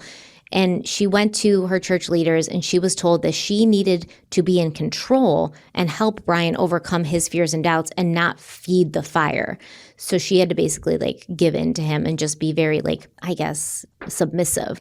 And so basically because he was insecure, she had to baby him. Yes. That exactly. makes sense. Yes. Yeah, that totally tracks. Exactly. So even Wanda's mother said at first Wanda would push back, but then she kind of learned not to do that anymore. So Wanda said that after 3 years, she learned to be less argumentative with Brian. And she also recognized that during the time Brian had been aspiring for a higher position in the church, he wanted to be bishop. He was always getting passed over. And this was making him, more frustrated, more angry. And he was kind of taking it out on her because he wasn't getting this bishop role that he thought he was entitled to because he was so much more spiritually mature and better than everybody. Do you think there's some people within the church, although they let him in, knew who he was and were like, we can allow him to be in here and be a part of it. He's a number, but we're not putting him in a managerial role. Not happening. We know that there's some some stuff going on. He was in high up roles, like But not a bishop. He was a counselor to the bishop. Yeah, which is still terrible. I mean, he shouldn't have been there at all. Let's just make that clear. But bishop, at least in the Catholic Church, you're up there, and it's like, well, we can look the other way for certain positions, but yeah, it's not going to happen. I think by the time he got to the counselor to the bishop, they were like, yeah, we noticed something's off about him, and they couldn't demote him or do anything crazy, but they were like, you're not rising. Yes. I exactly think that's right. And of course, nobody comes out and says anything until after what happens with Elizabeth Smart. And by then, the people who allowed him to get as high as he got weren't going to come out and say, yeah, this is why we didn't promote him anymore, because then they'd have to explain why they allowed him to continue being there and being part of this management. Why they let him in the first place. Yeah. Because there was a history of it, right? It's not like he was a good guy. I mean, all they had to do was make a call down the street and they would have got the information they needed, but they didn't. Well, they say they didn't, but once again, they all run in the same circle. So don't tell me that nothing from his past ward or his past church ever made it to the new one or anybody there. They all work together. They all hang out together and socialize together. Even if you're in a different chapter or ward, you still know these people from different wards. Don't tell me nobody ever heard about Brian Mitchell's past problems. I don't believe it. So by the late 1980s, Wanda's two sons, Derek and Mark, as well as her daughter, Lori, were all living with Brian and Wanda. And Lori was the first one. In 1986, she moved in there when she was 12. Lori said at this point they were both extremely religious, and Brian would start calling himself a prophet right around the time she moved out, which was when she, I think it would be a few years later, but they were already religious, but he wasn't calling himself a prophet yet, not when she first moved in. Now, according to Wanda's son, Derek, Wanda had always been like this very religious person, and he didn't feel that it was Brian's influence at all. He said, quote, "My mother was always religious to a fault, and we would fight when she would try to force her beliefs on me. She was like that all her life," end quote. Lori said, quote, "I don't know whether my mom needed a savior and made him that way or vice versa," end quote. So Lori said that she believed Brian calling himself a prophet meant that he never had to admit he was wrong about anything.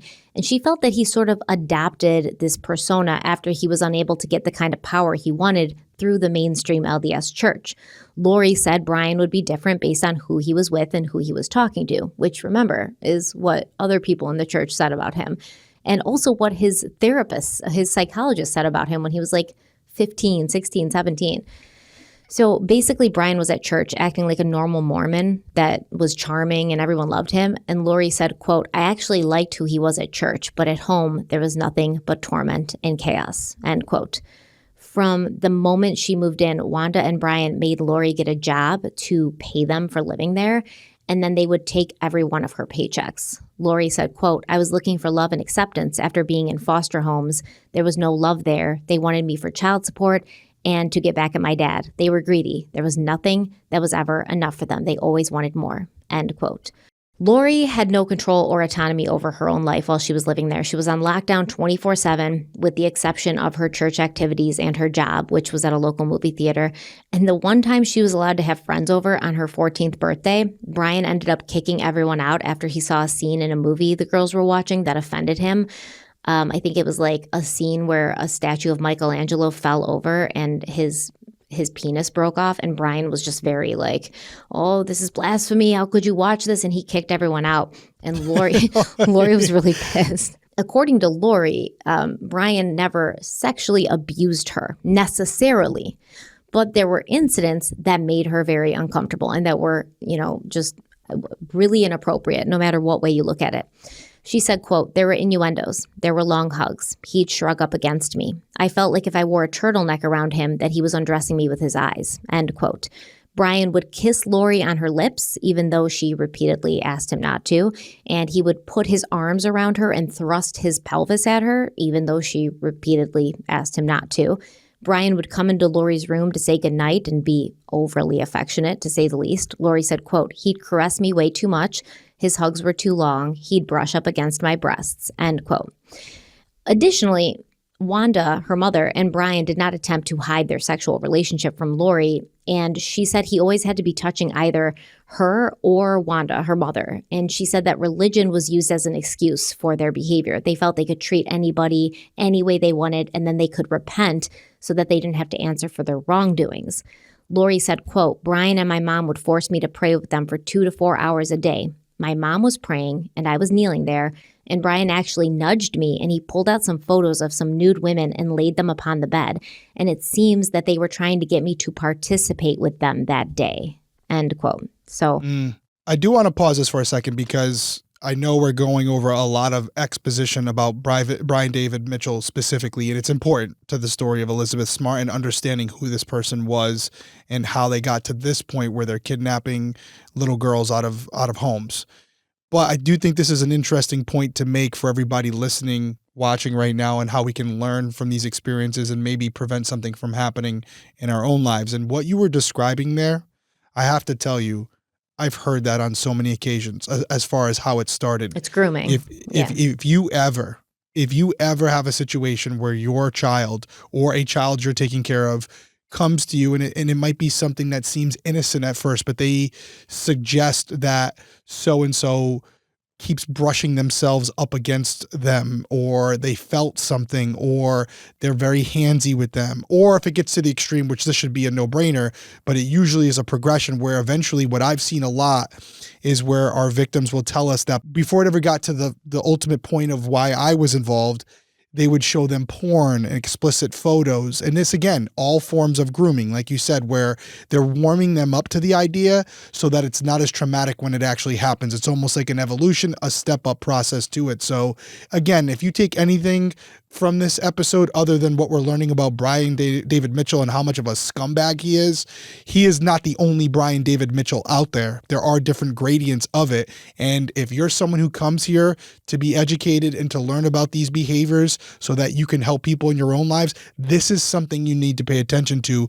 Because I can tell you as a detective, speaking to many victims, this is how it starts, where it's something like, oh, we played a game like Twister. That was a big one I heard a lot, believe it or not. I love the game Twister, but that's an opportunity to intertwine with people and use it as an excuse to be in close proximity.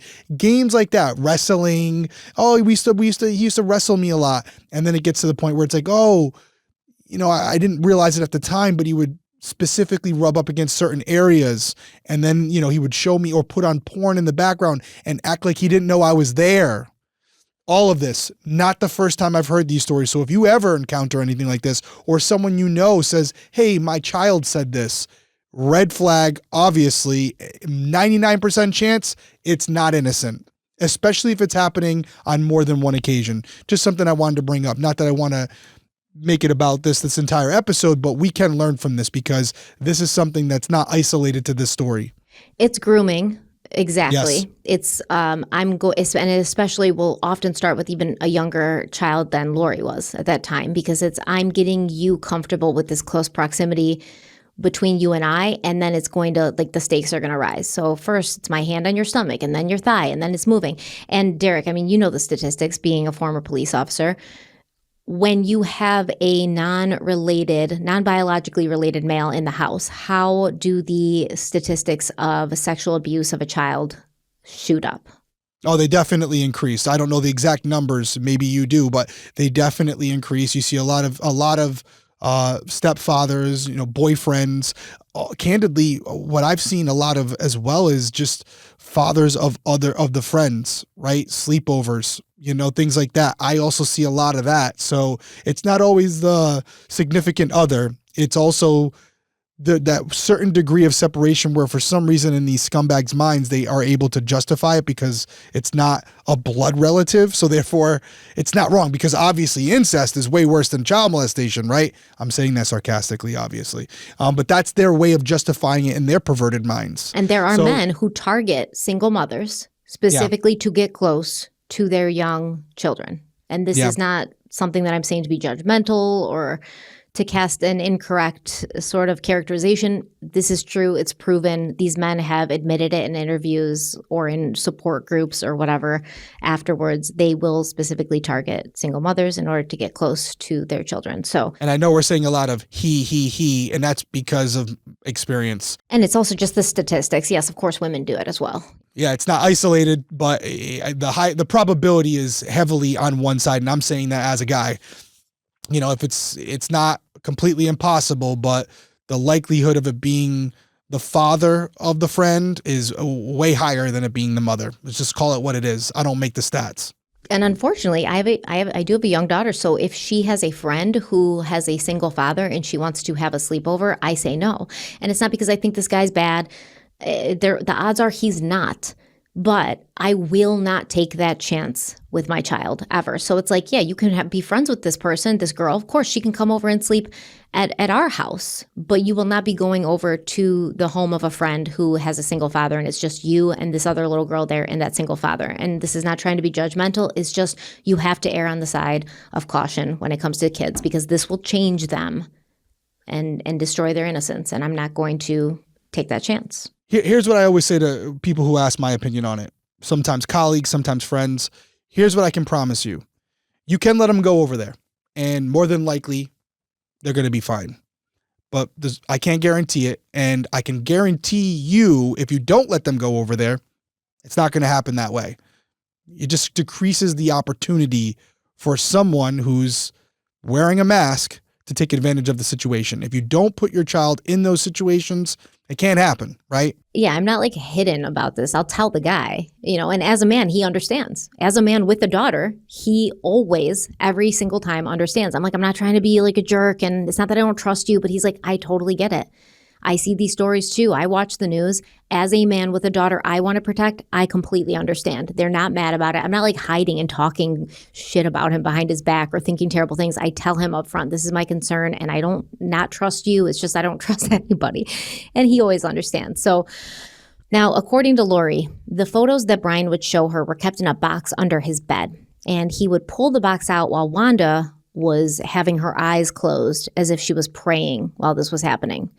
And you could tell that Lori doesn't really believe that her mother's eyes were closed and she didn't know what was happening. She thinks that Wanda and Brian were trying to get her to come into their intimate times with her. She feels that her mother was very well aware of what happened.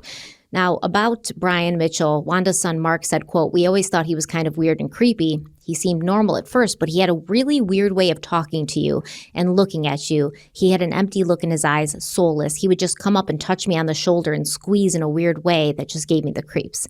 End quote. Mark and Derek, both Wanda's kids, they actually made fun of Brian Mitchell. And they said he had this whispery voice.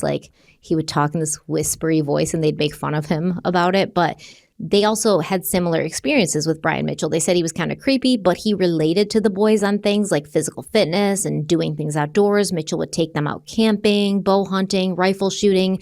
And then Mark said, quote, "And he even shot our pet dog in a weird way.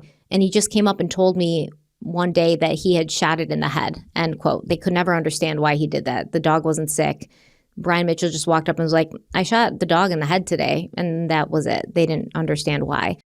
All three of Wanda's kids agreed on several things. The intensely religious behavior got worse and weird over time. Mark said they put a lock on the TV so that it only played the Mormon channels, and eventually Wanda and Brian shunned modern medicine and they would only rely on herbal and natural remedies. Towards the end of Mark's time there, he said Brian started talking about seeing prophets and angels, and he told his friends that he was worried his mother and Brian might try to sacrifice him or something like that. He said there was just a look in their eyes. They also agreed that Brian Mitchell was very intelligent. He knew a lot about a lot, and he spent most of his time reading books at the public library. Mark said, quote, "He was highly intelligent. He read a lot. He had a whole library on self-sufficiency, survival, camping," end quote. Lori also said that Brian studied books on how to survive the wilderness, books about how to hypnotize people, books about Jeffrey Dahmer and mind control, and books on how to not pay taxes. Lori said, quote, "It was an obsession of his to always have the upper hand. He thought people were his puppets in a way. He was very smart. He was almost too smart. He thought he had a lot of control over everybody." End quote. Now, Derek eventually moved out. He said it was just too creepy, and then he turned 18 and he knew it was time to go. The last straw happened for Lori when she was 14. And one night she sat down for dinner with her mother and Brian Mitchell, and she said, quote, "I asked what we were having for dinner, and my mom said chicken. During that meal, she and Brian were not touching their plates really, but they were kind of picking at a salad that they had, and she had a smile on her face the whole time. The next day, I went to go feed my rabbit, and the cage was empty. I said, 'What happened to Peaches?' And she said, 'You had him for dinner last night.'" End quote. What the? Yeah. Jesus, man. I wonder why Yeah. these kids grow up and they struggle so much. I mean, the shit they have to endure. Yeah. Well, that's why Insane. they wanted everyone to know. When Wanda's lawyers were like, oh, Brian Mitchell did this to her, she was fine. The kids were like, no, she wasn't. Not once was she fine. So Lori said that while her mother, Wanda, was breaking this news to her, she was laughing hysterically, and Brian Mitchell was in a nearby room watching with glee. And after this, Lori knew she had to run away to escape the mental torture. She said her rabbit Peaches was the only thing that had loved her unconditionally, and her mother and Brian knew how she felt about Peaches. So, she'd broken away from her father because he was also abusive, and that's how she ended up in foster homes, and that's how she ended up living with Brian and Wanda to begin with, because they kind of were like, hey, this is a better, stable environment. Yeah. So it got so bad that she actually found her father, who was abusive, and called him and was like, come and get me. And then she ran away when Brian and Wanda left the house one day. She left as soon as she could, went back to an abusive father, a physically abusive father, to get away from these people. So Brian Mitchell was working at a company called O.C. Tanner from 1984 to 1994. He first worked in shipping and receiving before being promoted to die cutter. And listen, apparently he was great. This is like a metal worker, I guess. And he was really good at it. He actually made table settings, and he sold these things, and he would give them to people for weddings, and he made the rings that he and Wanda used for their wedding. But reportedly during this time at his church, Brian was not really saying anything weird or pushing back on the norms. He wasn't preaching about crazy things. But his coworkers at O.C. Tanner saw Brian as someone who was obsessed with his faith and intensely religious. And this is coming from people who were all also Mormon. So they were all Mormons, and they were like, Brian Mitchell was out of his mind. So Brian's supervisor, Garth Rosenlund, seemed to feel that Brian was a thorn in his side, like the ultimate energy vampire every single day. Garth said, quote, he was doing his own interpretations, distorting the canons of the church, and then just insisting he was right and he knew better, like he was above and beyond. It would put people off. He would say, the prophet is wrong, and go on talking about it. Brian would get people going. He had a way of bringing something up to get under a person's skin. He would just get people going, end quote. Garth said that Brian could be very convincing when making his points, but if someone brought up a solid counter argument or who was also making good points, Brian would just start loudly singing hymns, and the conversation would obviously end because he just wasn't taking part in the conversation anymore.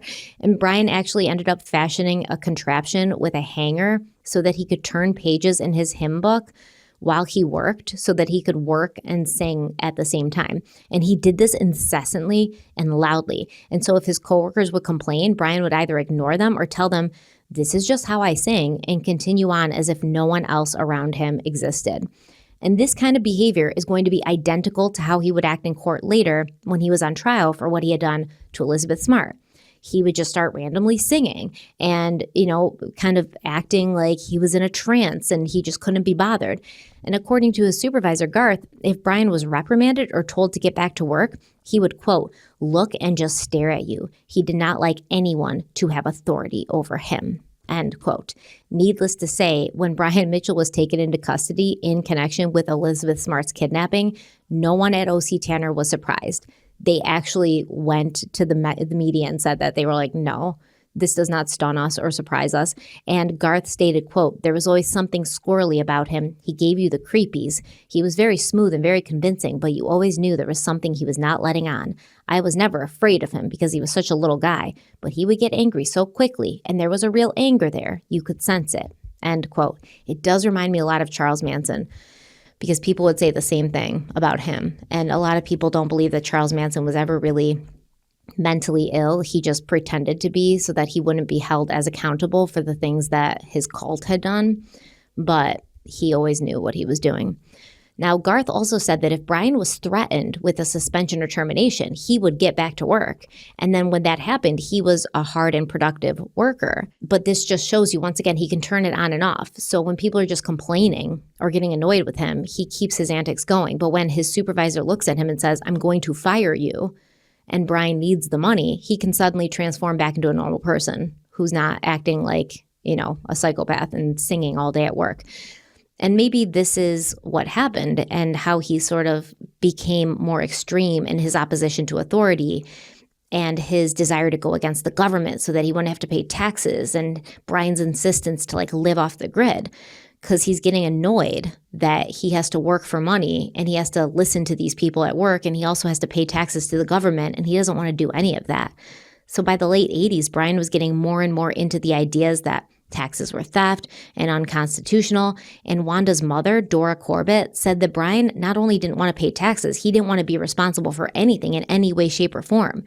One thing we could both agree on. I'm like, damn, not me relating to Brian. I mean, so with taxes. Yeah, but he wants to. He literally doesn't want to pay any taxes. So he me neither. I mean, me neither. Nobody None does. of us do. But we'll pay like a normal, acceptable amount of taxes. But Brian's like, I want to go off the grid and make no money. I would rather be poor and like eat acorns than have to pay a cent to the government. And I don't think you're at that point, Derek. Not yet, but man, sometimes when I write those checks, you guys gonna hear about me going to prison for tax evasion. No, I'm the guy who always pays my bills. I probably pay too much. You're perfectly responsible with that. Yeah, unfortunately. So Wanda's mother said, quote, he was fed up with the government. He was mad about taxes and didn't want to pay them. He just wanted to be a free man. He had all of these ideas about tax evasion, and he was trying to get us to go along with them. He was always very convincing, but no one was very comfortable with it, end quote. This was also the time, you know what I mean? Like the 70s going into the 80s, everybody's kind of like, why do we have to pay taxes? Why do we have to live in a house when we can live off the land and dance around in circles and have sex with everyone? You know, it was very of the time, and this was a big movement. The Patriot movement was coming along at that time, so it kind of made sense that he would sort of like gleam onto that, but this also aligned with a period of time when Brian began telling people that he understood LDS scriptures better than LDS leadership. And he was clearly becoming more and more frustrated with the limits that the church had put on his authority and also the limits they put on his potential for power and influence. So in 1994, Brian quit his job at O.C. Tanner, and he began working for a man named Dr. C. Samuel West, a Mormon fundamentalist who taught that the LDS Church had fallen into apostasy and that personal revelation outweighed all institutional authority. This is where we come in with the FLDS Church, like the people that branch off and they start saying, oh, you don't tell me how to interpret scripture. God speaks directly to me, and I am more powerful. And then they have their own little, like Warren Jeffs. If anybody knows who I'm talking about, this is exactly what we're talking about. West was an author and a religious ideologue. He was not a person recognized by the mainstream LDS Church. And by the early 90s, he was known in certain extreme circles for teaching that true believers must reject official church authority. He also advocated for polygamy as a divine requirement. West spread his message primarily from a compound in Orem, Utah, where he wrote self-published books and pamphlets, and he had each of his 7 sons involved in telephone sales of DVDs and other materials to people around the world. If anybody's ever watched the show Big Love with Bill Paxton, which is an amazing show, one of Bill's wives had a father who said he was the prophet, and they had like a compound, and then everybody there, which was basically just women and like a few men, would work and try to like spread the word of the prophet. And this is exactly what it made me think of. But West also taught something called lymphology through the International Academy of Lymphology, also run out of his family compound in Orem. And this is a fringe belief. A fringe belief. Now, you will find that he still has a website going, and this is still being sold and everything. And they're not really marketing it in this way, but this is how it was being marketed back then. Okay, so this is a fringe belief that the lymphatic system is the true seat of spiritual purity, and sexual behavior directly alters a person's spiritual and physical state via the lymph fluid. Now, understand, there's obviously medical and science research behind the lymph fluid, and we have a lymph system, and all of that's true, but not in this way. Okay, I want to really make that distinction. So Dr. West, he's not a real doctor, okay? I looked it up. No. It says he is, and he's got his degree from this, and they're not like legitimate places. I hope he doesn't try to come after me, but he's not a real doctor, all right? But Dr. West taught that men could absorb spiritual power through sexual dominance, and that women were vessels whose bodies could be used to purify and empower men. So in this system, women were seen as instrumental, existing primarily to serve a man's spiritual progression. So female autonomy would have been an act of spiritual corruption or rebelling and interfering with the divine order of the world. And once again, not only was this taught by this Dr. C. Samuel West person, who's not a real doctor, but Brian Mitchell's father, who we talked about, Sherrill, he was also a big proponent of it. So we wonder, when Brian Mitchell takes a 14-year-old girl and takes her as his wife, right? And why did he think he could do this? Well, he was using all of these beliefs around him to justify it. So Brian Mitchell, he quits his real job and he starts selling Dr. West's teachings. He earned about $400 a week. Now, understand, at this time, he was also being held responsible for a monthly child support payment of $200 a month and, normal bills and taking care of a family and rent and bills and things that he's got to pay.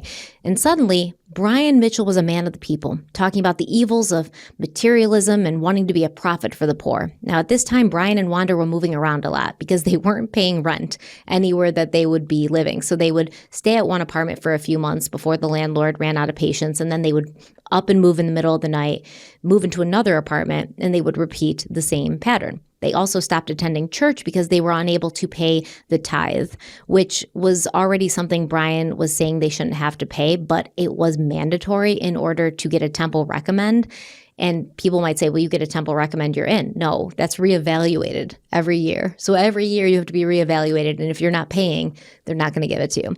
Oh, man, this anti-tax man was not happy about that. No.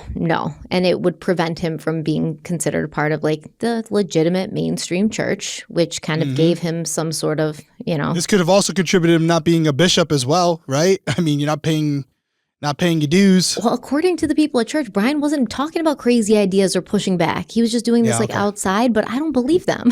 I don't know. I don't know. Them. I have a hard time believing it. But like I said, with any religion, it's hard because they know if there's a bad stigma put on their religion, it could affect the overall cause of what they're tourism, trying to do. Right? Yeah. They're doing it for the betterment of their organization, but it's shady. Yeah. So at this point, Brian and Wanda, they just stopped paying bills, including bills that were co-signed by family members. And then when Brian would be confronted by these family members, he would lecture them about how money and materialism were signs of weakness of faith. And so they were beneath him because they were mad that he wasn't paying his bills. And in 1994, Wanda and Brian got themselves a 5-wheel trailer. They sold all of their belongings and they moved for a short time to a campground in Heber City, right next door to one of Brian's sisters, Evelyn. And Wanda would later say that she was on board with all of this. This was not something she was forced to do. She said she felt inspired by the Lord to simplify their lives. Wanda's mother, Dora, actually paid Brian for Wanda's piano to save it for her because, remember, it's very important to Wanda. And Dora said, quote, "I always thought that selling their possessions was a way for him to get control over her. They went homeless to stop paying child support and stopped working to avoid paying income taxes and child support." End quote. So during their time at the campground, Wanda asked Evelyn to help her go through the rest of their meager possessions that she and Brian had left because they wanted to get rid of even more, to be even closer to the Lord by having even less. And this is when Evelyn found photos that Brian had been keeping of little girls.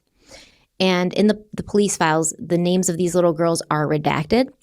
But if you asked me to venture a guess, I would say that the little girls in these photos were the daughters of Brian's ex-wife, Debbie. Because remember, one of her daughters said that she would catch him in the linen closet taking pictures of her while she was in the bath. But it goes even further because Evelyn said the photos showed these little girls naked in sexually provocative positions. And she said, quote, "These were little girls, like 6 years old. It really disturbed me," end quote. Evelyn obviously told Wanda, this is messed up. Confront Brian. Ask him what the hell is he doing with these things. And Wanda later told her that she had talked to Brian about it and he had laughed, telling her that it was no big deal and that everyone does it. And that was acceptable to Wanda, I guess. So after a few months, Brian and Wanda left Heber City and they relocated to Clearwater, Idaho, where they stayed with a group of naturalists who lived off the land. They would eventually be asked to leave. Now, they have different reasons of why they were being asked to leave, but once again, this video is long enough. And then the couple bounced around. They were begging for money on the streets. When someone would ask Brian why he wouldn't just, man up and get a job, Brian would tell them that people always gave him money and the Lord would always provide. In May of 1994, the then LDS president Ezra Benson died. And while many LDS followers were concerned about what this meant for the direction of their church, Brian saw it as what had been foreseen for the millennium, an apocalyptic struggle between the forces of good and evil. In the LDS Church, the millennium refers to the prophesied 1,000-year reign of Jesus Christ on earth, following his second coming, and the belief comes from the book of Revelation, which, once again, if you know anything about Lori Vallow and these LDS people that go off the rails, they're always talking about the book of Revelation. According to what Brian Mitchell told others, the death of Ezra Benson was a sign that the end-time struggle had started, and it further supported his already growing belief that institutional authority was collapsing. After this, Brian Mitchell would suddenly begin receiving revelations, which meant God was speaking directly to him, sending him messages and granting him authority that superseded anything he had ever been taught by an LDS leader or inside an LDS building. And one of these revelations would tell Mitchell that he was to have 7 wives, and these wives would be young girls between the ages of 10 and 14 from Mormon households. And then, a really, really short time later, just a few days later after this revelation, 14-year-old Elizabeth Smart stood nearby as her mother handed Mitchell money and a phone number. There she was, a young girl from a Mormon family, as if God himself had handpicked and delivered the perfect wife right to Brian David Mitchell's feet. At least that's how he would see it, or how he says he saw it. Wow. I mean, this was a great episode. I will say, and we talked about it a little beforehand, it was a very long episode, so I wasn't as engaging tonight because I knew if we kept talking about every topic you covered, we'd be here for 5 hours.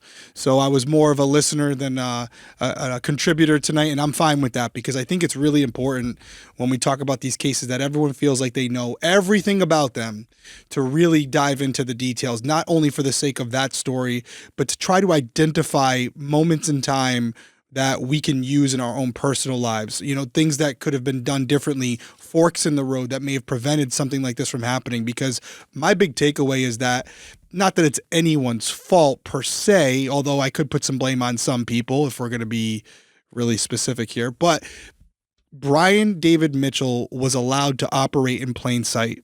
And he didn't start at the extreme of kidnapping young girls. It was an evolution, as it is with many of these individuals. And there are moments where you can identify this and point it out and maybe, at minimum, deter them from doing it in the future. But in a perfect scenario, apprehend them, identify them, get them off the street, and not allow them to do this to anybody else. So for me, I think about episode 1 and what you described to us and the mindset you have to go into someone's home and take a young girl at knife point like that while she's laying in bed with her sister takes a certain individual. And now, after this episode, with 2 hours talking about this person, I get it. I understand it. I see how we got there. I don't agree with it. You can see the timing of his evolution and how Elizabeth Smart and her family entered his life right at the time where he was claiming to get these. See, it all kind of converges. And now we've converged. And now we have Elizabeth Smart and Brian David Mitchell together. And now you can talk more. Yeah. And it's like, and now I can talk more. But it also, to the point you made at the beginning of this episode about the LDS Church, it's a dichotomy right here. You have on one end a monster hiding in amongst everyone, using the religion for their own benefit, right? And then on the other end, you have a good family who is trying to do the right thing and live up to the expectations of what the religion originally intended, right? And unfortunately, because of that commonality, the LDS Church, they were infiltrated. Their family was infiltrated, where this individual who had been doing this for years was able to get into their lives and have this basic level of acceptance because of that shared interest in the LDS religion. So 2 different lives, 2 different, parallel universes who unfortunately intersected at the wrong time. And I think that's important. It's an important distinction to make, because what you didn't say tonight was a long history of Elizabeth Smart's family having interactions with this person and ignoring the signs. It was just wrong place, wrong time, and it can happen to anyone. So I'm really appreciative that you went this deep with it. It's not part of the story that most people know, but it's extremely important when we want to understand how people tick and what causes them to do something like this. Yeah, there is a underlying behavior that's instilled in them probably before birth, like that's just who they are. But there's also a set of environmental conditions that allows those urges to grow and manifest into something like this. So really important topic to cover. We don't always do this, but I'm really glad we did it here. It was important. And I think okay, Elizabeth Smart happened to be wrong place, wrong time. But if not Elizabeth Smart, it would have been someone else. It would have been somebody else. Yeah. And in fact, she will even talk about it, and we'll learn through the police files. He attempted to do this again. He wanted to get 7 wives. He had Wanda. Now he had Elizabeth, quote unquote, and he was not done. And Wanda Barzee, you can say what you want about her. He, Brian was horrible to her and he manipulated her, this and that. Sure. But she willingly went along with all of this and she took part in it. And that's when, if you think what we talked about today was bad. Yeah. What happened to Elizabeth is that's nightmare fuel of the most epic proportions. Yeah. And you'll see there's not going to be a shred of sympathy or any kind of wiggle room in your head to feel bad for either Brian or Wanda when we're done talking about this. I would like to say I'm looking forward to it, but I'm not. But we will be back here next week. Obviously, we appreciate you all hanging out with us for this episode. It was a long one. Sometimes that's what you got to do to really do what we do over here, which is deep dives to the fullest extent. So we'll be back next week with part 3 of the Elizabeth Smart case. Until then, everyone stay safe out there. We'll see you soon. Bye.